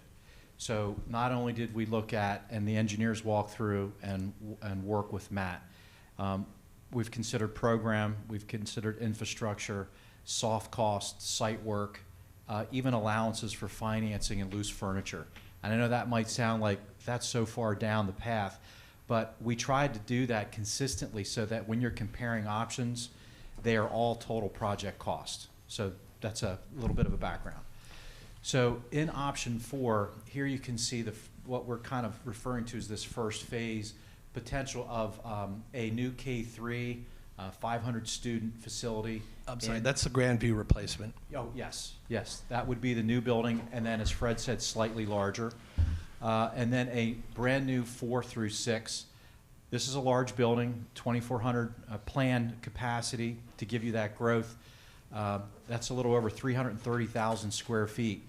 We did go through an exercise with the district to actually come up with a conceptual design. You can't just square foot something this large. So we did a test that there literally would be a 2-story academic wing for the 4th grade, a 2-story academic wing for the 5th grade, and a 2-story academic wing for the 6th, a school within a school. And then they were all joined by a common shared area. We're anxious to show you that design, but we're trying to stick to the statistics tonight, and we'll come back and show you more of that. So then you have the cost range to the right. Again, I think as Mr. Bigger mentioned, we've gone through the exercise of discussing program. We've test fit it. We're pretty confident. These costs are order of magnitude, but they are total project cost. Then you move to CAMS north and south, and you'll see in that first column a 7.8 or a 5.6. This is where the admin, this is where the bubble machine was really cranking out the bubbles. Could that building be utilized in a different way for another 2-grade structure? And we looked at that. Now, for the purpose of a cost estimate, whether grades 7 and 8 or 5th or 6th are in it, it's generally speaking going to be the same renovation. You're not going to take away from an existing building. So for the purpose of that, there are the additions and renovations cost associated with adding 300 seats to north. And then since south is a little bit smaller, to get it up to that 1950, we had to add closer to 400 seats. And you'll see a sizable addition because south is a smaller building out of the gate compared to north by 26,000. So it's starting off a little bit behind. And then that last number is a comparative number. We were also challenged that when you start to see the size of these numbers, the natural inclination for anyone to think is, you know, you're approaching $75 or $80 million. Wouldn't a new building be more beneficial? At a building of this size, what we looked at is a range of 90 to 95. So that's something that a board always wants to be aware of the delta, again, for the rationale. The public's going to ask, you know, why would you put $65 million in the north when you could have built a new building? The answer is because it would have been about $30 million more potentially. Again, we're not promoting a new building to replace that. That's the beauty of the analysis of a study to give the board those guidelines. Since this option seemed to get the most traction, we believe that the opportunities and challenges are pretty straightforward. This scenario has the greatest impact to the greatest number of students at the earliest timetable. Given what we've shared about more than half of your elementary buildings are beyond capacity, this has the biggest advantage. It addresses capacity district-wide through the entire elementary level, and I think you've heard from Dr. Witham's comment, this is the best long-term solution to get you that 15 to 20-year period of a new building. And obviously, you know, with new building construction, you would have the most efficient structure from the ground up in terms of operating costs. So that building in square footage as compared to your older school buildings, which is very common, is going to be better to operate, less expensive to maintain, and it would be the most efficient. We felt like from a staffing perspective, I don't want to steal the administration's thunder, this was the most efficient staffing, providing the most programs comparably to all the students with the lowest operational cost. So quickly, before we leave this and go into the one thing that's not showing in these costs or savings, those savings are critical to, you know, your yearly budget as well as your bond rating and other things. So in this scenario, you are repurposing 3 or maybe 4 elementary schools, and because you build a new 4-6 and you repurpose, say, north for the 7-8, you also now have 1 less middle school. So when you start looking at how you can more efficiently utilize the staff you have, particularly in those little Lurgans, the little schools like Lurgan, where you have very small classrooms compared to other buildings, this one really promotes an awful lot of savings that have yet to be calculated. Option 1 was K4, 5, 6, 7, 8, 9, 12. Also very viable. I think this, at least from the Education Coalition, I don't think they felt as strongly educationally about this one as they did in the K4. And also there's, again, another point that, you know, when you start comparing the bottom line, you have to kind of figure out all of those pieces as well. But again, reverse engineering the same thing, assuming in scenario 1, hey, let's do the same thing as scenario 4. Can we repurpose the same number of schools? And the answer is, no, you can't. If you took all of the same schools from scenario 4 to scenario 1 and took them offline, you're 286 seats short. Where is that coming from? This is a K4 in the scenario, so you're leaving 1 more grade level, where scenario 4 is K3, you're taking an additional grade level out. If you decide that you're going to leave 1 of those schools that you were going to take off the rolls of 4, you're still 31 seats short. It's only after you leave 2 of those schools in service, which means you've, and again, these are ones that are going to cost a considerable amount to renovate and make comparable. The most that you can get is 3 to 6 years until you're hitting that 85% point where you're going to start planning again for the next one. So that doesn't give you much of a runway. If you don't take Falling Springs, Guilford Hills, and Buchanan offline and repurpose them, now you could push it out to 8 to 13 years. But there you're kind of getting closer to that sweet spot. But the trade-off now in this one is you're not going to gain and garner the efficiencies that you are in 4, because you're almost back to status quo because you're leaving so many of them as they are. John? So again, in You terms, enjoy giving him that slide, don't you? It's my old superintendent. This is where I stand. He wears the Kevlar. I stand behind him. so again, to Fred's point, when you look at the costs that are shown here, there are other costs that, and you know, maybe with some board input, how we present this to the public, the more schools that are not repurposed, then dollars have to be slid to renovate them, to be comparable. So, but again, here is the structure of the same 2 new builds, slightly different configuration, a new K4 versus a new 5-6, and you'll see the square footages adjust. A slightly larger K4 than the K3, a slightly smaller 5-6 because it's 1 less grade, and you'll have the total project cost range to the right. And then again, we've carried CAMS North and South as an addition and renovation analysis, and then the build new, again, as a comparative analysis as well. Fewer opportunities here, and we probably should have put challenges, the schools that are going to have to still be put back into the mix and add dollars to, so they are not also left behind as well. So maybe that's something we think about in a future presentation. Home stretch. Yep, so it's status quo, basically keeping everything the same. The one pieces that we did held constant in the analysis was still taking Lurgan and repurposing it, and we did consider the Grandview Elementary School as a linchpin and increased its size to better fit in. Again, you make sense that you can't take those same schools offline that you did in scenario 4. And as a matter of fact, you're not even taking the schools that you could gain in scenario 1 off, which included South. South became the 5, 6, 7, 8. So in scenario 1, you're still using South. In scenario 4, it's another one. Again, I think there's some considerable savings when you realign to one building for those grades. If you mimicked 4 in status quo, you're 800 seats short. So we know that you're 800 seats short somewhere in the district because of your growth rate as you're moving forward.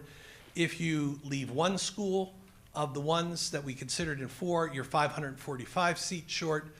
2 schools, you're 290 seats short. 3 schools, now you're at that, now there's nothing left. You truly are status quo. You're still 35 seats short. And as you project out then, we did it in increments of 300 seats.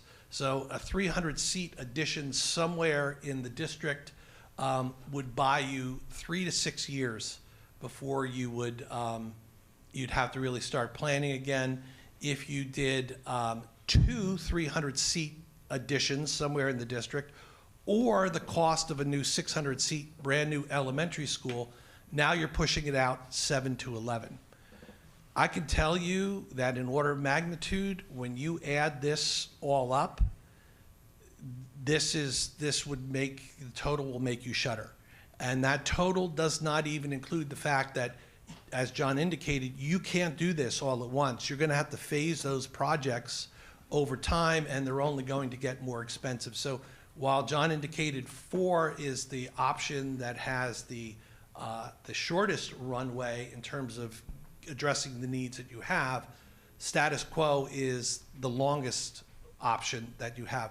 The benefit of that is you can parse it out over a longer period of time, but you still got to get to the heart of the fact that those elementary schools are currently overcrowded, and this one, status quo, is going to probably mean of all of them, the largest redistricting of kids, and not only like a whole big group of kids that'll move over. You're going to have to push kids from some single schools in, in 2 or 3 directions to get into those vacant seats that you have. So the cost for status quo looks very different because it's a far more complex cost analysis. When we're looking at adding 300 seats to North, we can determine the square footage. We know the square footage of the existing. Engineers walk through, they allocate dollars towards repairs of systems. But what we were tasked here to do was basically address the core facilities. So where there was a building that had a multi-purpose, so they would have comparable facilities throughout all the buildings, we would repurpose that, let that remain the multi-purpose room. We would construct a new cafeteria and kitchen. We also built the shell of a program that art would have a dedicated space, music would have a dedicated space, STEM would have a dedicated space. So we use that rationale that you'll see a column there for square footage that it becomes quite significant when you look over 13 schools. Just to make them comparable, that is a significant amount of square footage. The cost associated to do these types of additions are very different than the cost in the other areas. If anyone starts to do the math and divide by the square footage, you'll see the dollars per square foot are very different because a cafeteria and kitchen addition and perhaps 2 or 3 academic spaces, 8 or 10,000 square feet, loses all the equity of a much larger 200,000 or 300,000 square foot building. So the cost per square foot goes up incrementally, but also in some of these buildings, we had to put more than one addition on. It wouldn't work programmatically to just put one nice, neat addition on and we've picked up everything. So all the costs are varying. You'll also see highlighted in red that there are some buildings that are now reaching their 20-year life cycle, which is about the time mechanical systems are typically geared to go. And when you've gotten beyond that, you're really, Matt and his crew are really working some magic to do that. So the third piece is we knew that all the ESSER funds that were put into projects, but those were not comprehensive projects. So we had to go back with the engineers and say, we know what we did in the ESSER projects, What else do we need to do, again, to bring each of the buildings up to a comparable state of construction? So you can see the challenges are quite lengthy here. Obviously, the biggest takeaway is, even if you as a board said, we love this, how could you do it? This would take a very long time to implement. And when we talk about time and money, unless we want to take a look at what it would be in 10 years, for a district to take upon a dozen buildings, even if you did 2 of them a year, you could see how many years it would take. You would almost be back to the beginning until you did the last one. We didn't think about escalation 10 years out, and again, maybe that's something we add in here, but the challenges became so long when we looked at this would require a multi-year phasing project. There would be increased escalation. There's a cost here that's not shown either, the impact to the students and staff. Think about someone that's entering the elementary, that we start renovating all the elementaries, then we renovate the middle schools, and they're going through the elementaries, then the middle schools. Probably by then, the high school might need something. So there's a time component here that is significant, but even in this status quo, just addressing the core facilities, does not address capacity. This still does not provide enough seats to make it work, as you've heard Fred say. And then the middle schools are shown down below here in terms of their renovation cost. And you can see the opportunities. When we actually first did this, I put help, question mark, because we weren't sure how to phrase that. But Mr. Bigger thought of the first thing. It does maintain neighborhood schools. That there is value to that point. But you could also look at it by taking so much time to implement this. You could phase those projects in, but from an architectural perspective and probably from a borrowing perspective, that's going to be a higher cost. And after what we've gone through the last 5 years of construction, which no one would have ever anticipated, it makes us all nervous to try to project costs 10 years from now. Actually, could you go to the next one? Because I think we wanted Mr. Oh, go ahead. I have one Sure. question. When you mentioned the cafeteria and losing value, and I don't know, how did you word that? Why is the cost per square foot higher? Yeah. A couple of things. So the size of an addition, and I'll use a couple of scenarios. A 5,000 square foot addition versus a 50,000 square foot addition is going to garner some equity of construction. There's some efficiencies in the larger addition, particularly if it's also grouped in one location. If we take a 5,000 square foot addition, considerably smaller, and the type of construction, and in this case, we chose a cafeteria and kitchen because in most cases, they were all significantly undersized. In most cases, we couldn't even find enough space to try to take over to renovate the kitchens because they are so small. The third factor for us was, from a phasing perspective, to take a cafeteria and kitchen down in a school is really difficult. It can be done, but it's a much simpler phase to build that separately. The fourth thing is, because of the type of construction for a kitchen, all the utilities are intensive in that addition. If it was a single gymnasium, it would be a different cost. So the type of construction, how many times we're adding it onto a building, and the size all affect the cost of its per square foot. Does that help? Yeah. So I think, again, this was the administration's recommendation saying, you guys have a lot of great information, but we've got to pull it together somehow to capitalize on which of these address enrollment, which address infrastructure, which provides the comparable program, and where is the benefit of consolidation. So then we've really super summarized the cost on the left and started going through this process. I don't think we saw anything that surprised us here, but this seemed like a very quick way to pull everything together from capacity, program, infrastructure to consolidation in one slide. So this was our attempt to try to pull all this together for you. And then I think, if you back up, that was where we're going to hand it back Yep, off and- to Mr. Bigger. The other thing that I mentioned about the summary, when you look at that, sorry, what time? Oh my gosh, now I lost my train of thought. Oh, yes, thank you. We held a lot of things kind of constant to try and make this as close to apples as possible.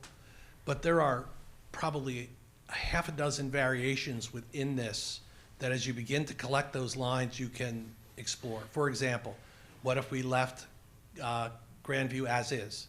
What if we didn't take Grandview to 500, but what if we took it to 800 more seats? What if we did everything in scenario 4 and didn't repurpose Buchanan and waited 5 years to find out where the best spot to add 300 seats were? So what if you decided, well, hey, you know, this gym cafeteria thing is important to us, but we're going to have to spread those projects out over time and do the core of everything else and leave those, you know, kind of set aside. So, I mean, you can go down a lot of different ways to kind of do sub-plans of this, but I think at this point in time, it's critical that you kind of get a picture on where ultimately you'd like to be and then what subs you want to do, then try and throw spaghetti on the wall and see what sticks with every single one of these, because we'll be doing another presentation in 18 months to, you know, to do every single one of those, which if that's what you want us to do, we're happy to do that. But when you look at your capacity and your growth, time is important. So, Mr. Bigger, we're done. So, you're done for now. There are questions coming, I'm sure. The question I think Ed has. Yeah, the question is for the board members, do you want to take a brief break, or do you want to just keep plugging along? Plug along. All right, board members? So this is really your opportunity to really ask a lot of clarifying questions. What's unanswered for you? What do you need to know? This is where you give me a lot of feedback and us a lot of feedback and direction before we come to a culminating recommendation in December. So this is a really important feedback session for you, to me, to the architects and the administrative team. Lots of clarifying questions, understandings. It's kind of like sitting in the front row of church pew, right? No one wants to sit there. No, it's just, that's a lot of information Yeah. to get in your brain in an hour and then be like, how do I ask the 10 million questions that are in my head? Yeah. And let me go back and review so I can, you know, and I think I really, oh, sorry, I really appreciate you guys taking the time, all of you, Tammy and everybody, to give us that information. I'll just speak to me for myself, as I often do. Status quo does not seem like anything that I would entertain personally. It doesn't seem like that. Just based on, I'm a data girl, I'm a numbers girl, I own a business, and that doesn't make any sense to me to do that, like, at all, in any way, shape, or form. So if we're sitting here right now and we're talking about it,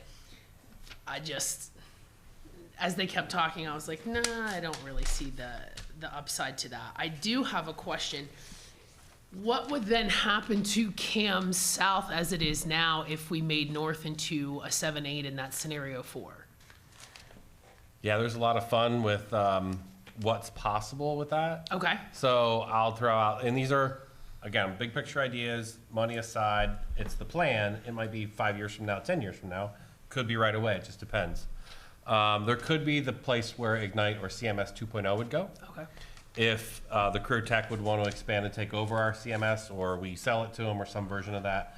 So that's the highly likely scenario, but that's not the only scenario. We could certainly just bulldoze it over and add some athletic fields that we might need in the future in that space. So yeah, those are the two logical right away. The architects continue to tell us about CAM South, and while it's fixable, but not for large amounts of students. Right, I was going to say too, one of the things that in an Ignite application, we think that you could spend less money than what we're showing. we have to hold all those variables similar when we're renovating every building, that we're approaching it consistently. Ignite is a very different program. Yep. And if you have fewer students, that helps the scenario. So that facility could be accomplished for less money than a fully occupied Sure. 1,900 student facility. I mean, if you really go downstream, maybe that's the next place we build an elementary school. You know, so I think there's all kinds of options downstream. You certainly don't want to sell the property.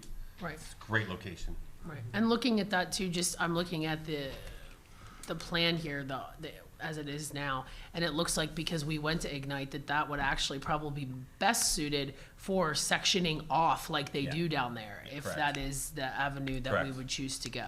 Correct. And the county's interested potentially in doing this as a joint endeavor, not just Chambersburg.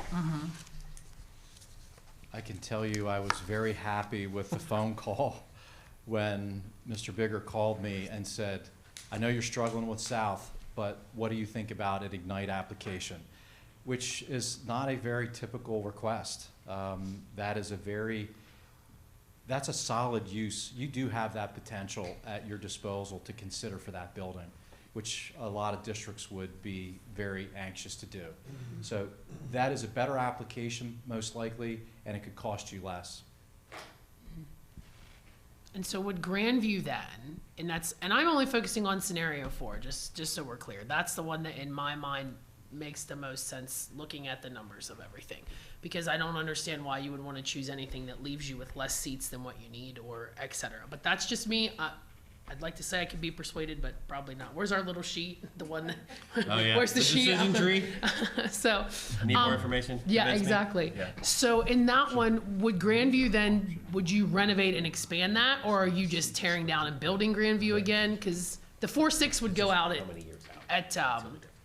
across there from Sheets, right? Would go out in Green Township? Is that right? Would the 4-6 go in Green Township? As well as the replacement school for Grandview. So Grandview would be replaced? In this scenario, yes. Okay, and where would that go? They On would the go same side. together? Side by side. Okay, On the okay. campus, on a campus. Yeah, we, So it would be like, all right, okay. Thank you for that clarification. yeah, That's been in the forums, but not here. I wish I would have included, but that is another level that we don't have that depth everywhere else, Right. but we are anxious to show you that we did think through, because the 4-6 is a large building, and so we were asked to, what does that 77 acres look like? Is there room for another school? And we went through that exercise. There absolutely is, and we'll be happy to share that next time. And I think that's what I'm getting cautious about. We're really agreeing on the grade configurations we want to then work on the designs of where and how. But we've gone down far enough to know it'll work. But I don't want to necessarily say that Grandview will be on that property right next to the 4-6, because we have to figure that part out yet. But that's very logical to consider that. Okay, thank you.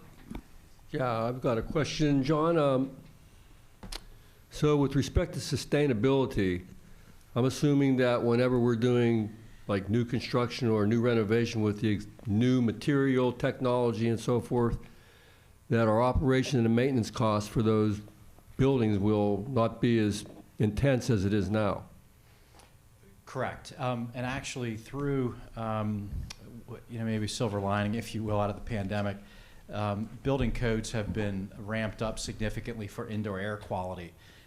So what needs to happen just to meet the basic code requirement for indoor air quality would be very difficult. It can be more difficult to do in an existing building. Yeah. I.e., a building that was built in the 50s or 60s, we know has no insulation in the perimeter exterior wall. And it never will, because we're not going to propose to remove the brick veneer so we can insulate it. The envelope of the building is where the majority, and i.e. the roof, all that heat is lost. But in a new building, load-bearing masonry structure is the most efficient to construct. You have a very repetitive, when we looked at the 4-6, each one of those floors mirrored the floor below, so for its construction efficiency. Having a smaller building perimeter, South has a much greater building perimeter because of the shape of it. That's where the Star Trek comes in. So the shape of the building, how it's organized, has a big impact on how the engineers size equipment.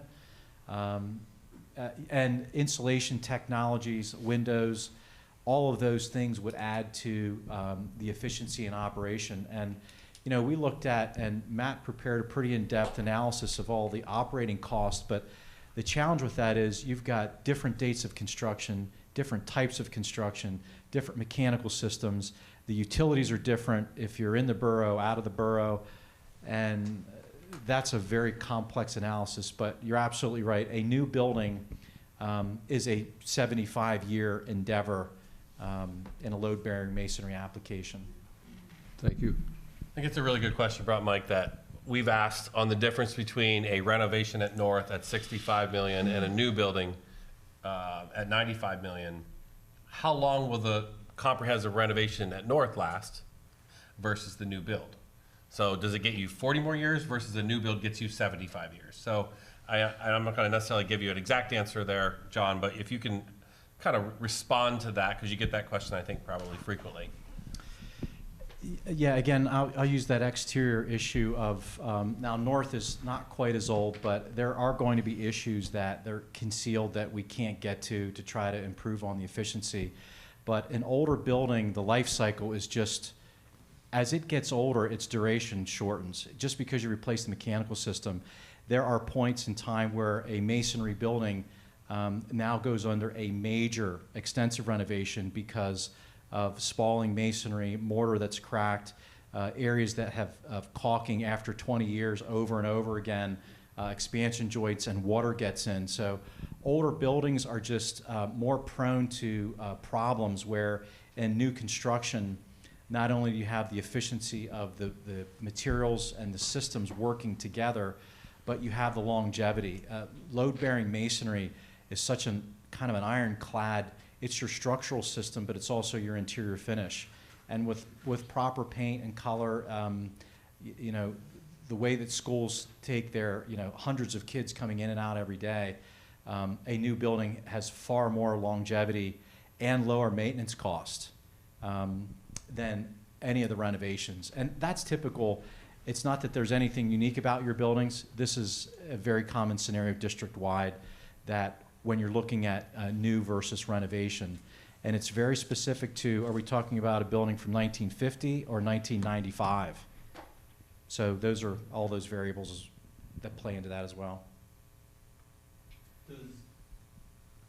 I haven't really heard much talk about looking at the demographics and where are people actually plopping down in the county and where are they living, so that would give you some density of population and know where, you know, a school might be located.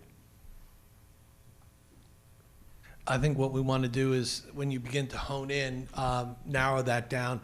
We did consider things when we were looking at geographic locations of buildings anecdotally. You know, this is the area that we're seeing most kids from, this is what's growing. And that's really what made that Grandview property, regardless of what's on it, that area, kind of that linchpin, because it can take those kids that are low in enrollment from the west, and you can push kids north and south kind of along 81 as you need to balance those class sizes. We can tell you where they're not growing: Fayetteville, Guilford, and Lurgan. So those schools are not growing in size. We send kids to Fayetteville for special education program because they have space there and had space, but not because they live there. Yeah. Everywhere else is pretty solid, pretty full. Well, along those same lines of moving kids around, which of these options gives us the least movement for the redistricting? Is there any way that you can tell that or guesstimate that? If not, that's fine. I'm just curious because I think you had said in the presentation that the status quo was going to cause a lot of shifting with the redistricting. And I know that's a real concern that's probably the main concern that you have with the public. So. In broad terms, at this point, what I can tell you is that you're going to have to move kids. Right. And it may be a lot of kids, particularly if you decide you're going to repurpose buildings. Mm-hmm. Scenario 4 is going to give you the opportunity to probably move the largest number of kids in a block in the fewest number of directions. Status quo is going to force you to move the largest number of kids in many directions. Okay. Everything. One will probably, in all directions, and one probably would sit you know, somewhere between those two. I think, again, it rolls into bus efficiencies and how they staff and how many kids are living in neighborhoods to where you ultimately draw the line. That's one of the reasons that in all of these we said 85%, because we were trying to give you a little extra wiggle room when you come down to that. But in broad terms, I would say 4 is the least number of individuals that have to move. 5 is the most. 1 sits in the, or status quo is the most, and 1 sits in the middle. Fred, I was thinking, isn't, maybe you surprised me on that one, but option 4, there's more consolidation. Wouldn't there be more moves, but it's all done at once, versus option 1, less number of student moves, but spread out a little more Yeah. over time? That's As far as the number of student moves, I don't know which one you were asking, Steph, that's why. Yeah, I think the number between 1 and 4, when you tally them all up one at a time, is going to be close. 4 might even be a little bit. No, I think they're going to be close. But when you look at how far has the average kid moved and what percentage of the kids are going different places, 4 is going to be the least, and 1's going to follow that. I think equal to that, if not more important, is more students will attend their K-3 school where they live in 4 than in 1. So if the goal is to get you to attend the school closest to where you live, and we have less babysitter rule and less people just moving from oversubscription, 4 gets you way, way more of that because your capacity's there. Not 1, because you have more elementary schools. No, I think you have less capacity because you're only pulling 1 grade out. And But you have more elementary schools, so aren't they closer? it depends on how many we close. Okay. So that's back to the number of schools you close or reshut or repurpose. Scenario 1 only gets you 1 or 2 that you close, depending on capacity. Right. But if you close less schools, doesn't that keep them closer to population? It would. If you close less, you have to move more to the other seats, and that creates a little bit of a different spread. Just, I want to interject here, and then, as Chris said, really like to get into the grade level. And I think, I said this before, actually, one of the fellow board members mentioned this at one of the previous presentations. When you boil this down, it's basically, where do you want 4th grade? Right? That's the swing vote, if you will, for an election pun. So my questions from a grade level are focused on fourth grade. And so a K-3 building and a 4, 5, 6 building versus a K-4 building and a 5, 6 building. Developmentally, what does that mean for a 4th grader? I certainly can say that our focus on the educational side is learning to read by 3rd grade and then reading to learn after that. Socially, it's the schedule of a student, and I think a K-5 student are all treated fairly the same. They don't really mix. They move from one teacher to the other across the hallway. You go to specials as a grade level. I mean, there's not a lot of intermixing in a K-5 school. Conversely, I think the question is, where's 6th grade? And bringing 6th grade into the elementary is certainly a high profile. People want to see that. We treat them like elementary. They're taught with elementary students. So separating the 6th grade out of the middle school was more of a high value from the forums that most people really liked, putting them in elementary. So I don't think there's a huge difference there, other than educationally K-3, all teachers getting kids to read, certainly our goal. And then after that is keeping them reading to learn up through that 6th grade. But I don't think socially you would notice much of a difference across the board, whether it's a preferred. If anything, it's a preference, not necessarily a researched area at all. I think the areas that you get into those discussions would be, are the kids all on the bus together? Are 6th graders with the elementary students? That's a different conversation. But it's not like they have dances and socials and all those events. The one question that did come up at the forum was, will 4th through 6th grade have playgrounds? Surprise. Surprise? Yes, there would be recess in some version of playgrounds in the 4 to 6 school.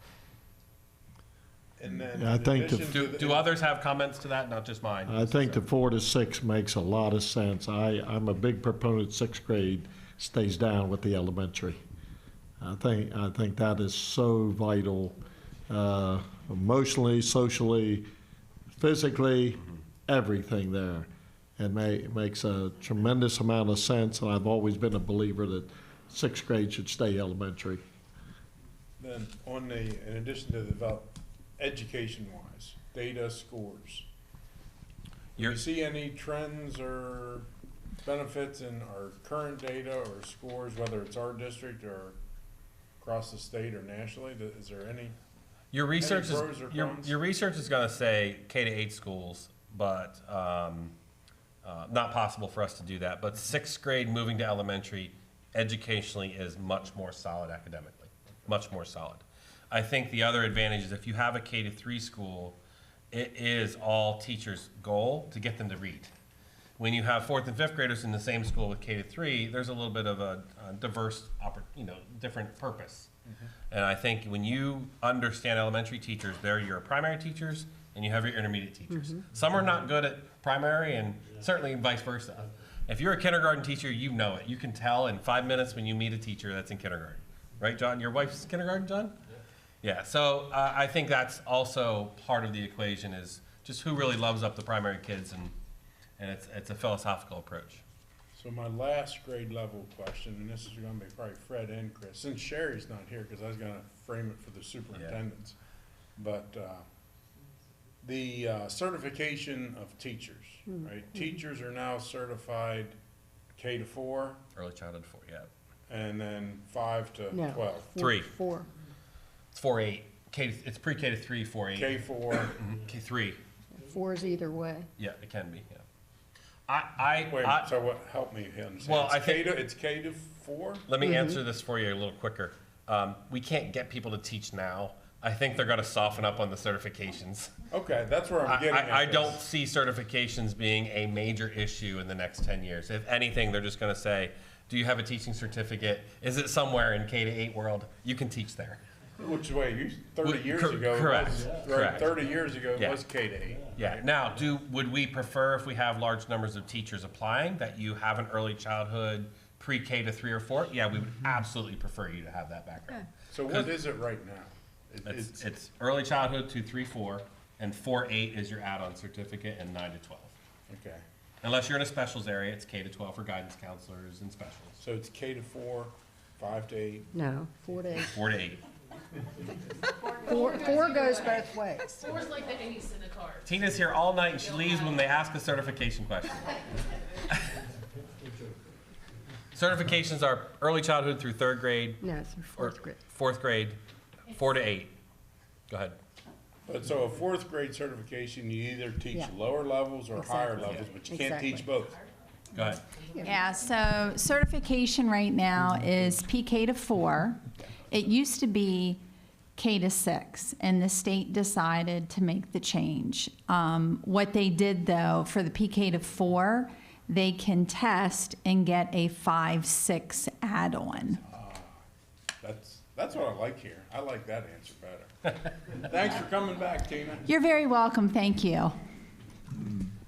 But again, the certifications are least likely important these days, yeah. Because my research rate 30 years ago, it was K to 8 certification. Yeah. Mark, you had your hand up there a little bit, Ben, or others, just general thoughts, questions? Did you change your mind from the first time you saw this till now? And affirmations, do you have any affirmations of where we're going would help as well? I can't get over 2,400 kids. I think that's just ginormous. I think that some of this is unavoidable because we're in a big district. But we have a large high school. I think I hear the sentiment that it's too big at times from the community to put a 4th grader in a school that's even bigger. I understand you're talking about wings, Yeah. but even 800, all right, so you're in a wing of 800. That's ginormous. So, but I'm not hearing any none of the options help us get that number down drastically. Right. And I think that that's the nature of having a big district, right? But I'm just concerned. I think that I see a lot of youth get lost sometimes in middle school. And so I don't know what we can be doing to, if that's the leading option right now, how are we really doing good work to make sure? I get concerned too that the school I'm most familiar with at the elementary level, Stevens, I think the teachers that are there are used to working with diverse student body, and they really care deeply about that, and they've spent a lot of time getting equipped to do that well. How do we provide, if you take all the fourth graders and you just put them at what will feel in some ways more like a middle school in terms of the number of students, the size of the facility? I would. How do you help, what could we do to equip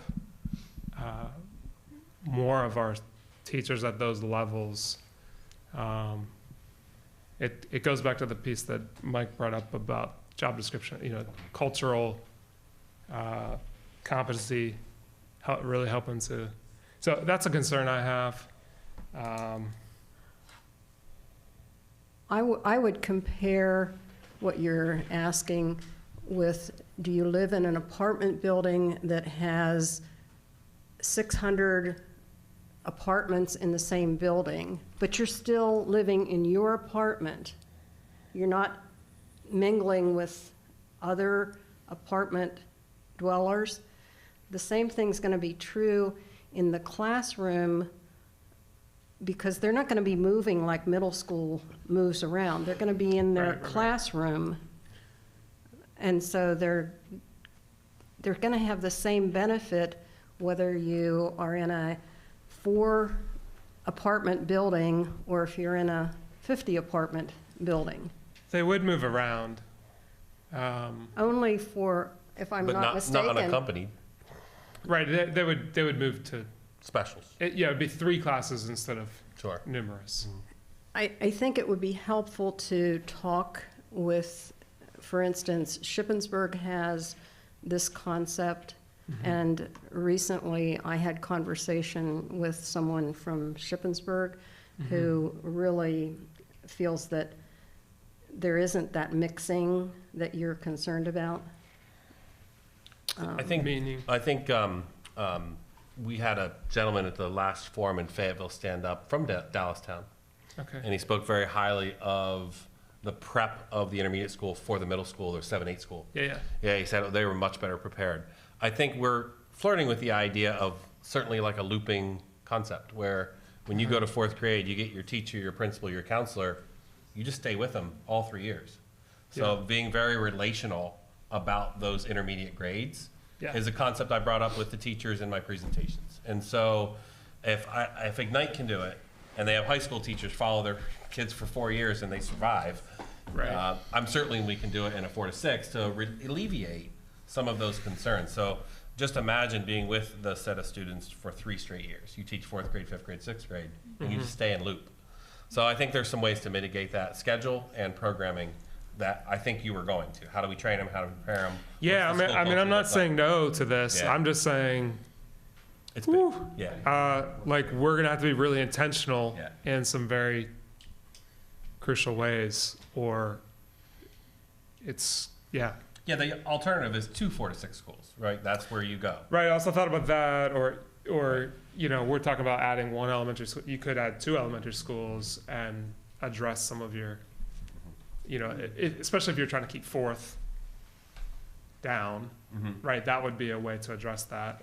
Has that scenario been played out at all? Yeah. Where would the campus be for the 2nd elementary school, and what would the cost be with that? And I'm not saying that we should go that way. I'm just curious to know how extensive your discussions have been so far. Yeah, well, I think the scenario 1 has that. If you add more seats, like 600. I think you went through that. Scenario one with adding 600 seats, Grandview being 4 or 5 and another 300 was the scenario. Right, and the teachers also talked about the one that they brought in at the end also caused some of that reflection. Yeah. Again, not that this is right or wrong, you're gonna have to decide what's best for your kids, but with school district enrollments dropping across the Commonwealth, we are working with a lot of clients who the best thing for them is to consolidate and go to schools. And they ask the exact same questions, and they go back and forth. The things that come up on the other side, and your points are equally as valid, is that, okay, but now we have all the fourth graders together. We have all the fourth grade teachers in one location. We have all the specialists in one location. And we're not losing time traveling half-time specialists between buildings. So they need to get in and they need to focus in that learning community on that wing in order to offset the size of the building as a whole. And it's 700 kids a hallway, 2-story, 700 kids. So it would be the equivalent of Ben Chambers almost per wing. Again, separate principals, separate admins, separate session, just with high quality joining spaces that you can't duplicate when you keep building smaller elementary. Right. So that's your trade-off. I mean, those are your trade-offs. Remember when I was interviewed and you asked me one of the difficult problems? There's going to come a point in time when you can't do something. We're at that point where you're making decisions of things we may not be able to do. And so that's where the struggle, I think, really lies. We're at a good point. We're at a really good options, but something has to give. And it's just what we're choosing not to do. Yeah, and I'm not in favor of status quo, just to be clear. Like, we have to do something. I think the board is very much unified about that. So. I think it's a very good, I like that comment. I would agree with that, what I'm hearing. So, other board members, Lance, Stephanie, Carl. I'm thinking about transportation, about 4 through 6 kids on the same bus. Fourth graders are like, it's a weird grade, and a lot of kids. And is it a lot of buses? And I know that all needs to be figured out, and I'm sure you've looked at it, but I met with transportation. I mean, like boys, you put them to bed at like 4 foot, and they wake up at 5 feet. They just grow in spurts, and that I can just kind of like see a comedy show about what that's going to look like. And the transportation folks that I met with, they all came, all the contractors and us, and we met. And just from a truly transportation view, they love outside of town campus. Just from straight transportation, like, oh my God, that would be wonderful. Do kids travel a little further? There's pros and cons, but they really liked less downtown traffic in general. They said they'll increase ridership more than likely because families won't be able to do as much car drop-off, so they're going to see an increase in ridership. But truly, from a transportation view, they didn't see any major barriers. So the big thing that did come up is the intermediate school, if we did a 4-6, may have to start 15 minutes later that's what I was going to than the ask K you. to 3 schools. Can you talk about the timing? We again, conceptually, just like all of this, is it feasible? And they were like, yeah, this is feasible. You might have to give us 15 more minutes. But they talked about a lot less of the hop rides and jumping on and going here. They were very pleased with the thought and the idea. There was not a group in the room that said this won't work. Okay, but start times would remain about the same? Yeah, we think so, yeah. Again, that's all.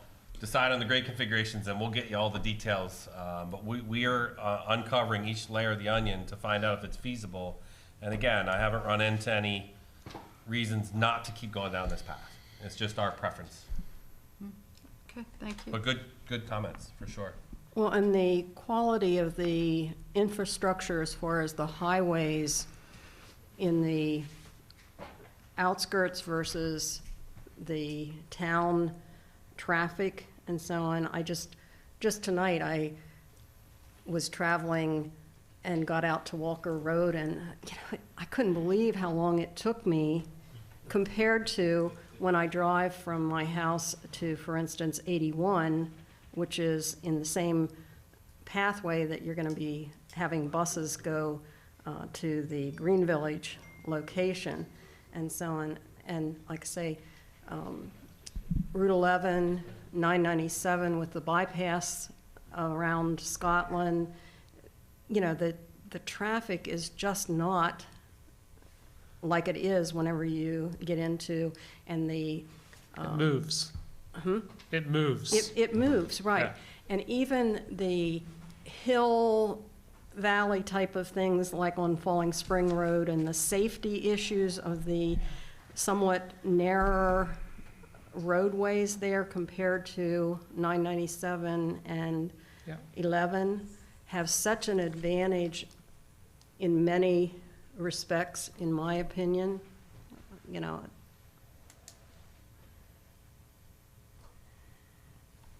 Lance, you have some questions, thoughts, comments? Waiting for the fire hose to turn off. Drinking from a fire hose Yeah, is it's something. indeed. Yeah, yeah, not right now. I'm still trying.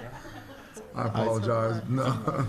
We don't expect you to, I mean, we've been talking about this for 8 months internally, so we certainly have a lot more information and knowledge just because we talk about this all the time. So we're here to get you to come along and tell us what you need to be affirmed that we are ready to make a decision, you know, come December here, or at least a recommendation from me that we're ready to move forward. I just need continued guidance from you. I am curious about you said the cost savings. I know you said that wouldn't be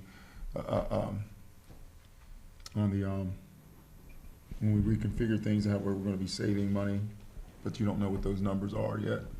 What we hadn't, when we were looking at the challenges and opportunities, we weren't maybe telling you the entire picture. Like under scenario one, if you're not closing as many facilities, then what we should really show when we get to the cost is, and by the way, you're still gonna need to renovate these other schools.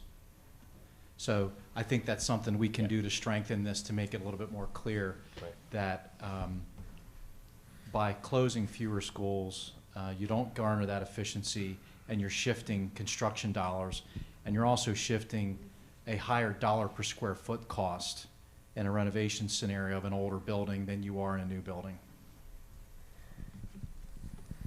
And those numbers are soon to come, I guess. Well, yeah, I don't know that will happen before a decision made on the grade configuration. We will have it made as we develop the plan. Yes. When we say, okay, we have X amount of this many staff members, we're going to the 4 to 6 school, we need this many. And just think of it simple. If we're vacating, let's say 4 or 5 elementary schools to 1 cafeteria in the intermediate school, just start logically thinking there's less staff. Right, right. So we just got to put some numbers in And those numbers are contingent upon what we decide. Yeah. The really interesting point is that's a short term. As you increase 1%, you're eventually going to have to add more staff, especially your teaching staff. So some of it's an immediate cost savings, but over time, if you keep growing at 1%, you're going to add that back in. So you're pretty much delaying your cost increases, which is a better way to phrase that. In Littlestown, it was the opposite. We were going down in enrollment, and we consolidated, and there were legitimately, $1.5 million in savings because we were going down in enrollment and consolidating. Here we're slowly going up in enrollment and consolidating, so it's not as much of a savings, but there is certainly a savings. Yeah, may I say, with the regards, I think 4 to 6 riding together is a lot better than the 6 to 8 riding together on a bus. There is not as much between the 4 and the 6th grader as there the 6th to the 8th grader. I affirm you, Carl, because I was a middle school head principal for 13 years, and the 6th graders, they don't hit their growth spurt really until 7th or 8th grade, and they're tiny. And I think parents will actually be happier that with 6th graders rather than 6 with 8th graders, going back to Stephanie's question. And I'm going to have to agree as well, because I taught 4th, 5th, 6th, and 7th. And the 7th were unreal. That's it? Just So I just back to Ben's point and to your discussion, when you agree on the grade configuration, we can still give you scenarios for 1 4 to 6 school, 2 4 to 6 schools as we develop it. So you're only agreeing to the grade configuration that it's feasible, we can do it. How we go about doing it is back to what I said earlier. It just depends on how long you want to wait to do it. The more schools, the more costly, it's just going to take you longer. So we got to give you that analysis. But if 4th grade in a 4 to 6 school is the way to go, we design options for that. So when do you want us to decide on What grade configuration? What, I want to, Oh, before you're did I getting jump ahead. the gun? No, you're good, but you're getting ahead, yeah. Well, I know I'm good at, but did I jump the gun? I just, I want to stay in the question phase right now still.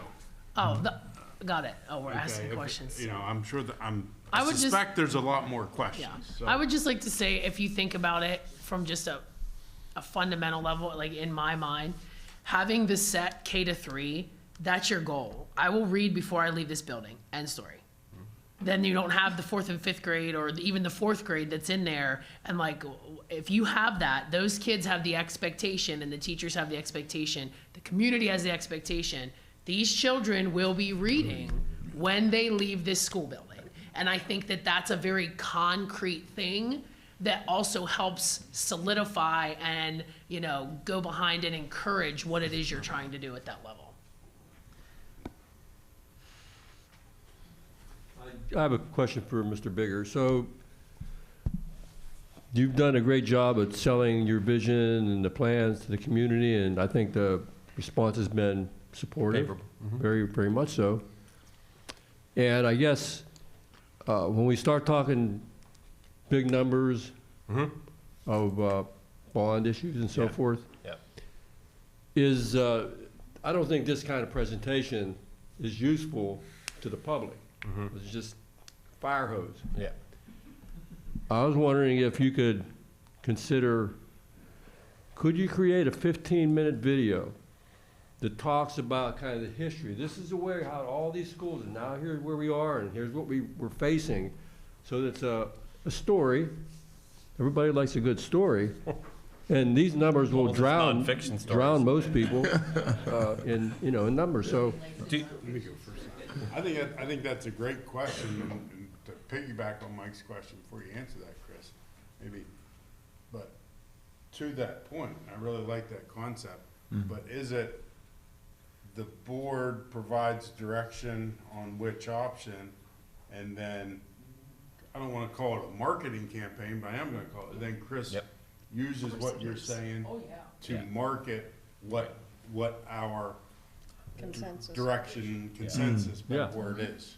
And I don't know that the public forum presentations I've been doing is really any different if you just take the money off this table. It's the same presentation. The only difference for you as a governing body is, can we afford it and how much? And how fast? So, yeah, I can put the money story together, but I think more importantly, it's communicating the decision and then rallying people around the questions we can't answer, like, if Falling Spring no longer exists, what school will I go to for K to 3? Like, those are the questions we're getting at all the forums. It's, how does this affect me after you make the decision? I don't hear a lot of people questioning the decision. It's more about, how does it affect me? And so I think that's a good place to be, but I haven't answered those questions. Well, I think sometimes we have to think about where are we going to be if we don't do it? We're going to be further behind if we don't do these things correctly now. There's only half a dozen districts in the entire state that still have 13 elementary schools. And they're big cities like Philly and Pittsburgh. And they're not spread out over 250 Right. square miles. Right, that's, yeah. And to that point, when Dr. Long was giving his preview, and I've made this statement from this table before, that the elementary reconfiguration that started in the early 2000s, terribly, terribly unpopular at the time. Terribly. I mean, I wasn't in this room, or whatever room you all were meeting in, but terribly unpopular. You know, getting rid of my Mary B. Sharp neighborhood Right, school. exactly. I don't want to, throw darts at the people in the North End, but I just did. But, Well, or King Street. yeah, or my neighborhood school, getting All rid of of my them. neighborhood. Really, all of them had their own. But my point is, in hindsight, that was absolutely the right thing to do. But there was probably no way, shape, or form anyone could have articulated or sold those who thought, no, not my neighborhood school. So we don't have people showing up at board meetings. Or the forums. I mean, there's people at the I forums. mean, obviously, But that's- not everybody's excited about, especially if it's yours, right? Yeah, that's correct. And I think we're all understanding of that, Yeah. right? It is a hard thing. Yeah. but I think that I'm hearing buy-in. I am curious to know, you presented at all the schools with staff. Have you given context for feedback beyond those initial meetings? Okay. Yeah, we got one more. What are the biggest concerns you're hearing with any of this? Or is it just overall enthusiasm? It's a lot. Thank you for a plan. It might not be perfect, but I can rally behind this. And really, whether you're a parent, an employee, how does it affect me? Can I still teach fourth grade? And am I just going to be at the intermediate school, or can I transfer to the K-3 school? Sure. It is really like itinerant staff is like, okay, what does that mean to us? Are we in one building? Or are we still going between buildings? Hey, what does the 4 to 6 specials program look like? Do we get a chance to design what that looks like? I mean, these are all, we've made the decision, how do we solve it? Questions we're getting, and which is surprising to me. I really am, to Ed's point, surprised we don't have more concern or worry about the closing of, some of the neighborhood schools. But I think you've done a good job even prior to me of talking about what our problems are. We're out of space, and people are real with that struggle. Yeah. And I think they want reprieve from that. They don't want 6 teachers in one classroom. They do want comparable spaces and playgrounds and all the things that people are talking about. You take a big chunk at that, and I think they see those solutions, and they're willing to sacrifice, I gotta travel a little further to have that.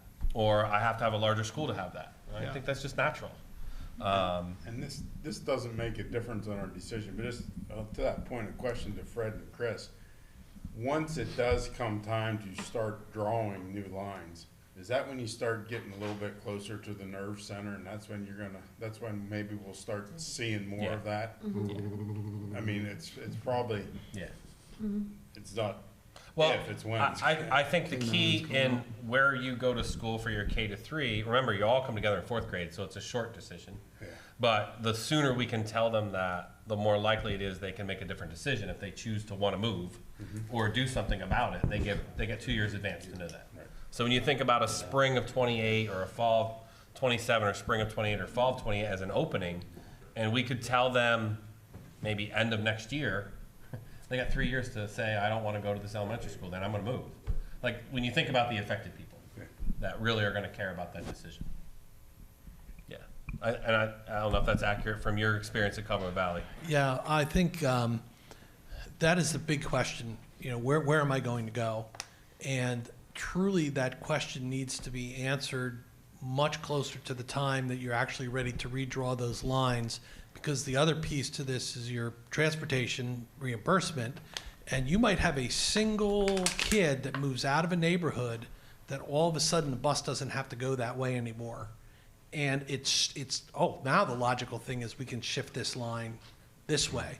I think you could probably very early on say X% of the kids are going to leave this building and go to one of these two. And then as you get closer to that date, you can literally get to the point where you can put in your address and the software will spit out your current school and your projected school. Feed it to them slowly. I like it. For those that have been here, I mean, Kurt, Mark, Tammy, and you guys, Matt, what are you hearing? I mean, your ears are to the ground. You're with employees every day. Just don't take my presentations and word for it. But what are you hearing from your perspective? I'm actually hearing more from the public. Lowe's, Walmart, things like that, they stop me.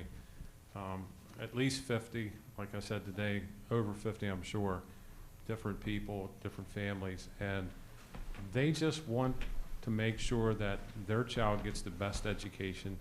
And many times they say, some of these people moved in from other areas. They love newer schools, and some of the schools that we have are older schools, and they don't have what they used to have. And the kids come home and say, well, we're in this gym, but it's also our lunchroom. And they're asking when is that going to happen and things like that. So I think the biggest thing is that we make a decision and we educate the kids to the best we can. And that's what I'm hearing is they just want something done. Because I had a few families, because their kids were supposed to go to this school, and then with oversubscription, they got moved to another school because they enrolled later in the summer, and then they were pushed to another school.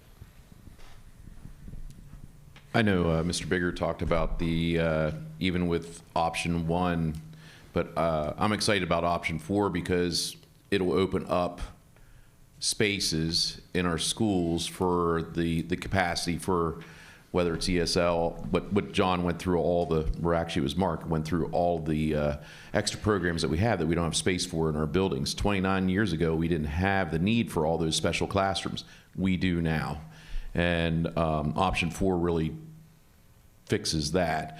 With the exception of just a couple parents in the forums that were concerned about Falling Spring or Guilford Hills, I have not heard anything, and I've talked to lots of folks out in the community that are concerned about the changes or even shuttering of a few schools. They're, for the most part, pretty excited about the positive changes that will come from reconfiguration of our grades and some new buildings. So, I've not had anyone upset about anything that's moving forward right now. I'll just say, I'm a little bit further, further down the road, and my kids are out of the system. I've had a couple people say, like, wow, this seems like a really good plan. Like, it's aggressive, it's progressive. And as we were sitting here talking, my boys are 3rd generation graduates from Chambersburg. Going back to even when I was in school, the system was structured so differently. And I look around our community and we're so different. And one of the things that really excited me about option 4 was bringing all of the kids together sooner. We get them together in 4th grade. Faye's looking at me. I grew up in Lurgan, the hinterlands that everybody talks about. And went to Corpus Christi for 8 years, or 7 years, excuse me. I didn't intermix with kids until I was in 8th grade. So I do think it's an important part as our society is changing that we provide that opportunity. So I've not heard anything negative, to be honest with you. Let me piggyback on that, because I think to Ben's question about, transitioning and how stressful, and some kids just get lost.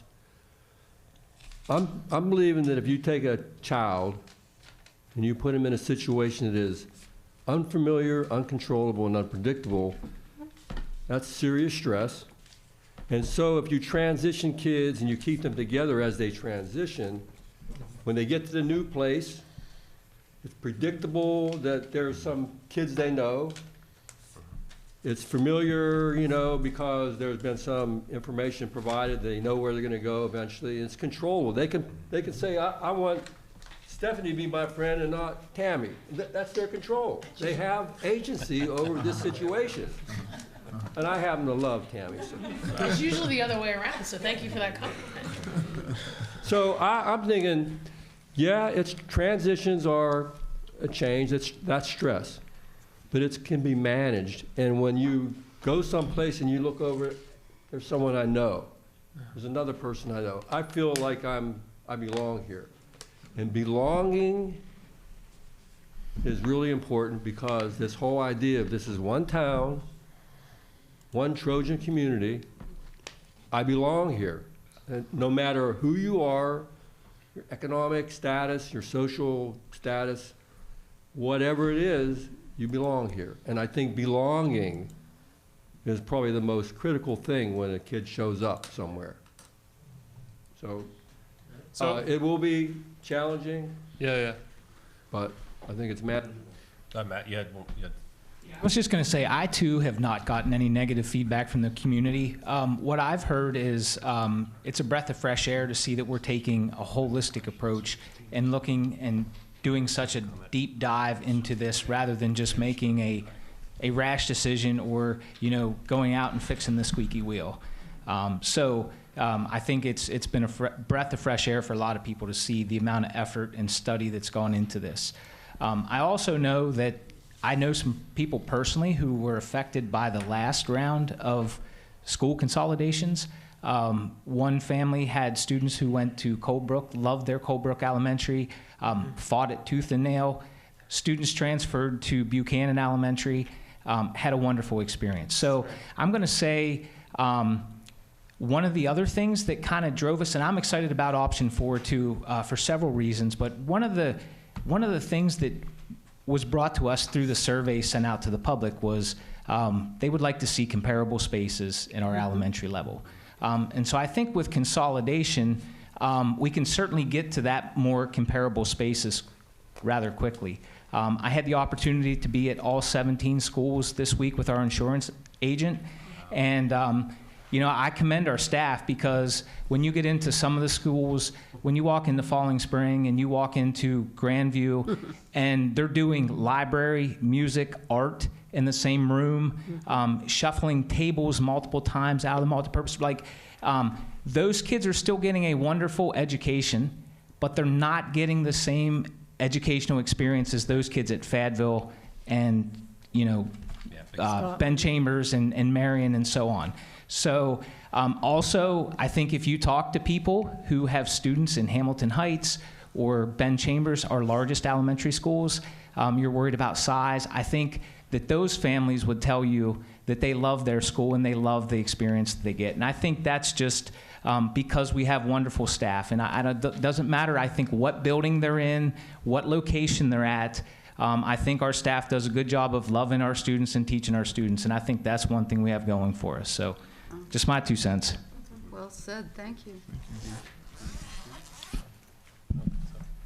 Anybody else, just general comments from what they're hearing? Tina, do you have any thoughts? It's like, can we end the meeting so I can get to work tomorrow?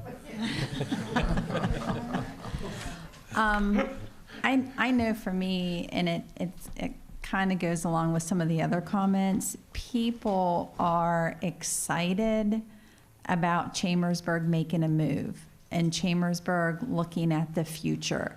And to Matt's point, not making that knee-jerk reaction to fix a problem. I mean, I had a very different experience in my public education. I graduated from Greencastle. I went to school back in the day that my elementary years were made up of me attending the old high school that was on Washington Street. I had some of my elementary classes, years at Browns Mill School, which has definitely changed over the years. And then, you know, the feeder into, we had the middle school, 6, 7, and 8, and 9 through 12. I know when I came here 3 years ago, just the idea of 13 elementary schools, like just, I couldn't process that in my mind. I have 2 wonderful stepbrothers who grew up in Chambersburg, graduated from Chambersburg, and I know, like, through the years of growing up with them, just kind of doing a comparison. So I know for me, I think it's phenomenal looking at the transitions for the kids, and it goes back to a little bit with Mike, what Mike said. My son is also a 7th grade math teacher, and I know Mark said it, that those kids have no idea who they are, what they want to do, and there is such a stark difference between a 6th grader and a 7th grader. It is unbelievable. So again, I've heard a lot of positive. You know, the only thing is people don't like change, and that is human nature. And you know, if you never read Who Moved My Cheese, I suggest you guys read that. That goes back to my Citibank days. But people don't like change because it's the unknown, and you don't know what's going to happen. But I know for me, it's kind of exciting, and I'm really proud to be a part of the movement that we're looking to do here at Chambersburg. So, yeah, with that, I want to just kind of maybe go to a consensus discussion here a little bit, and I'll start it off, but Matt and Tina, your comment on knee-jerking, it hit me, I've said this many times sitting up here, especially in the past year, that it is so refreshing to have these presentations. Thank you, everyone, for your presentations, and to have these discussions.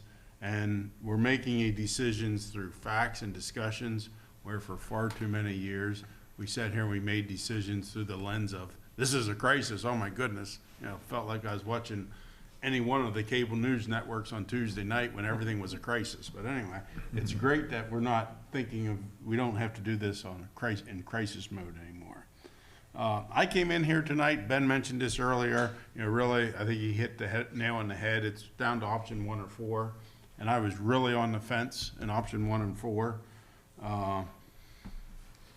You answered, Chris, and Kurt, you answered my question on the 4th grade, and you really sold me with the explanation of 6th grade, looking at 6th grade instead of 4th grade. And Tina, my other question, you answered that with the K through 4 certification and adding on 5 and 6. So, you know, again, I was on the fence with those, but after those clarifications, I really like option 4. So I want to ask other board members if you care to elaborate on your preference of an option, and you don't have to say why if you don't want to. I'm for. I'm for. Yeah, I'm for. I'm for 4. Oh, I said I was for 4, but yes, 4. Yes. I think I'm more torn than everyone else, but I can be excited about both. Like, I think both are a positive step in the right direction. So I've voiced my concerns, and I think that as long as we're being intentional about addressing those concerns in other ways, I think 4 can be a great option. I think for you, Ben, like, I understand where you're coming from. I think once we make the decision and then we can get into the granular stuff, it might, you know, assuage some of the concerns that you have once we can actually start focusing in, or not us, I act like I'm doing work. Right. Once they can start focusing in and answering the questions that you have. You know what I mean? Because I think that they'll be able to then, instead of going, are we doing one, or are we doing this, or are we doing that, they go, okay, here's our path. Now, let's talk about the things that Ben was concerned about. Let's talk about this. Sure. And then hopefully they can get that laser focus in on those areas instead of spreading their workload across 3 scenarios down to 1. So hopefully that'll help out. And there, you know, from a process standpoint, we have another forum, 2 more. Let's say we make a decision. Remember, we still have to go into design. And through design, we'll explore more things. Right. And I'm not saying we're doing 2 4 to 6 schools, but, you know, a 7-8 at the Green Village and 2 4 to 6 could be a scenario. Again, I'm not saying. You're only deciding on the configuration. There are lots of options to get to the solution of that. So we will then weigh all those decisions on location. So you answered, I think, maybe you're gonna answer my question here, Chris, I was gonna ask. I think you've heard the answer. Yep. Or the decision, not the answer, you've heard the decision or the preference on which direction. What are our next, say, 2 immediate steps as an admin and as a board? So we would do the forum on the 11th, the forum on the 9th, and December 10th would be a recommendation on the grade configuration preference and a vote.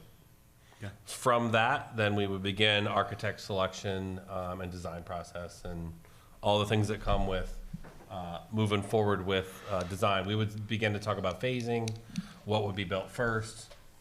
You know, all of those decisions start to come into play. If you want to add to anything on the process, John, feel free. Well, actually, the schedule came up earlier from a financing perspective. What option we start to pursue, start looking at design duration. Grab a mic. Oh. Thank you. Certainly, the timing of the projects in terms of the size of the project will translate to the length of design and regulatory approval process, and then construction, which impacts financing. So the schedule is a huge piece of that, but I think it was very well described how if the board narrows the focus, you're able to provide more information to support your direction to the public, rather than saying, and I've seen this too often, what's transportation look like under option 0? What's transportation look like under option 1? What's it look like under 4? It'll confuse everyone. But if you make your rationale perhaps through the video of how you arrived at 4, then you can really start providing in more detail to give the explanation to the community. Another question on the timeline, I'm not sure whose this is, but we have $8 million still available from last year's bond issue. At what point do we need to think of, at what point is that 8 million gonna run out? When do we need to be thinking about initiating the next bond issue? what point in the timeline? Fall next year, late summer, early fall? Yeah, that's what I had in as Okay. the first step. We move at your pace, but it does feel like appropriate timing that you could get something in before the end of the calendar year to do the 10 million. Right. But it does, they kind of go hand in hand about the, all the other things, project timing, that seemed to make sense to me to get something next fall. On the phasing too, and just think about this, if 7-8 at North happens, it's a reno and an ad, that could be first. And that's a very much easy, no regulatory requirements, off you go. Yeah, that's pretty quick. I mean, that's not hard to do. The 4 to 6 is much more logistically required with Green Township and approvals and setting up utilities. There's a lot more to that than turn and go. Right, we'd probably come back with some recommendations. Let's do traffic assessment, let's do an environmental impact assessment, let's start doing the survey, and start checking the boxes little by little. Yeah. Not to complicate your fire hose, Lance. Uh-oh. But we do have another architect we're working with about the Koch building, just to be full picture on everything, the Koch building and athletic facilities. Separate issue. Later in the spring, summer, we'll say, okay, here are the results of what we can do with the Koch building or not, or centralizing our support services. So just so you know, more fire hose information. That one will not be a fire hose. That'll be more like a garden hose at a sprinkler. I can handle that. Okay. But that'll come spring and summer of next year. Okay. Privilege of the floor. Members of the audience, community, any comments? Thank you. That's what I would say. You've got a lot on your shoulders, and I think it's wonderful what you're doing. Thank you. Okay, hearing none, we're adjourned. Good meeting.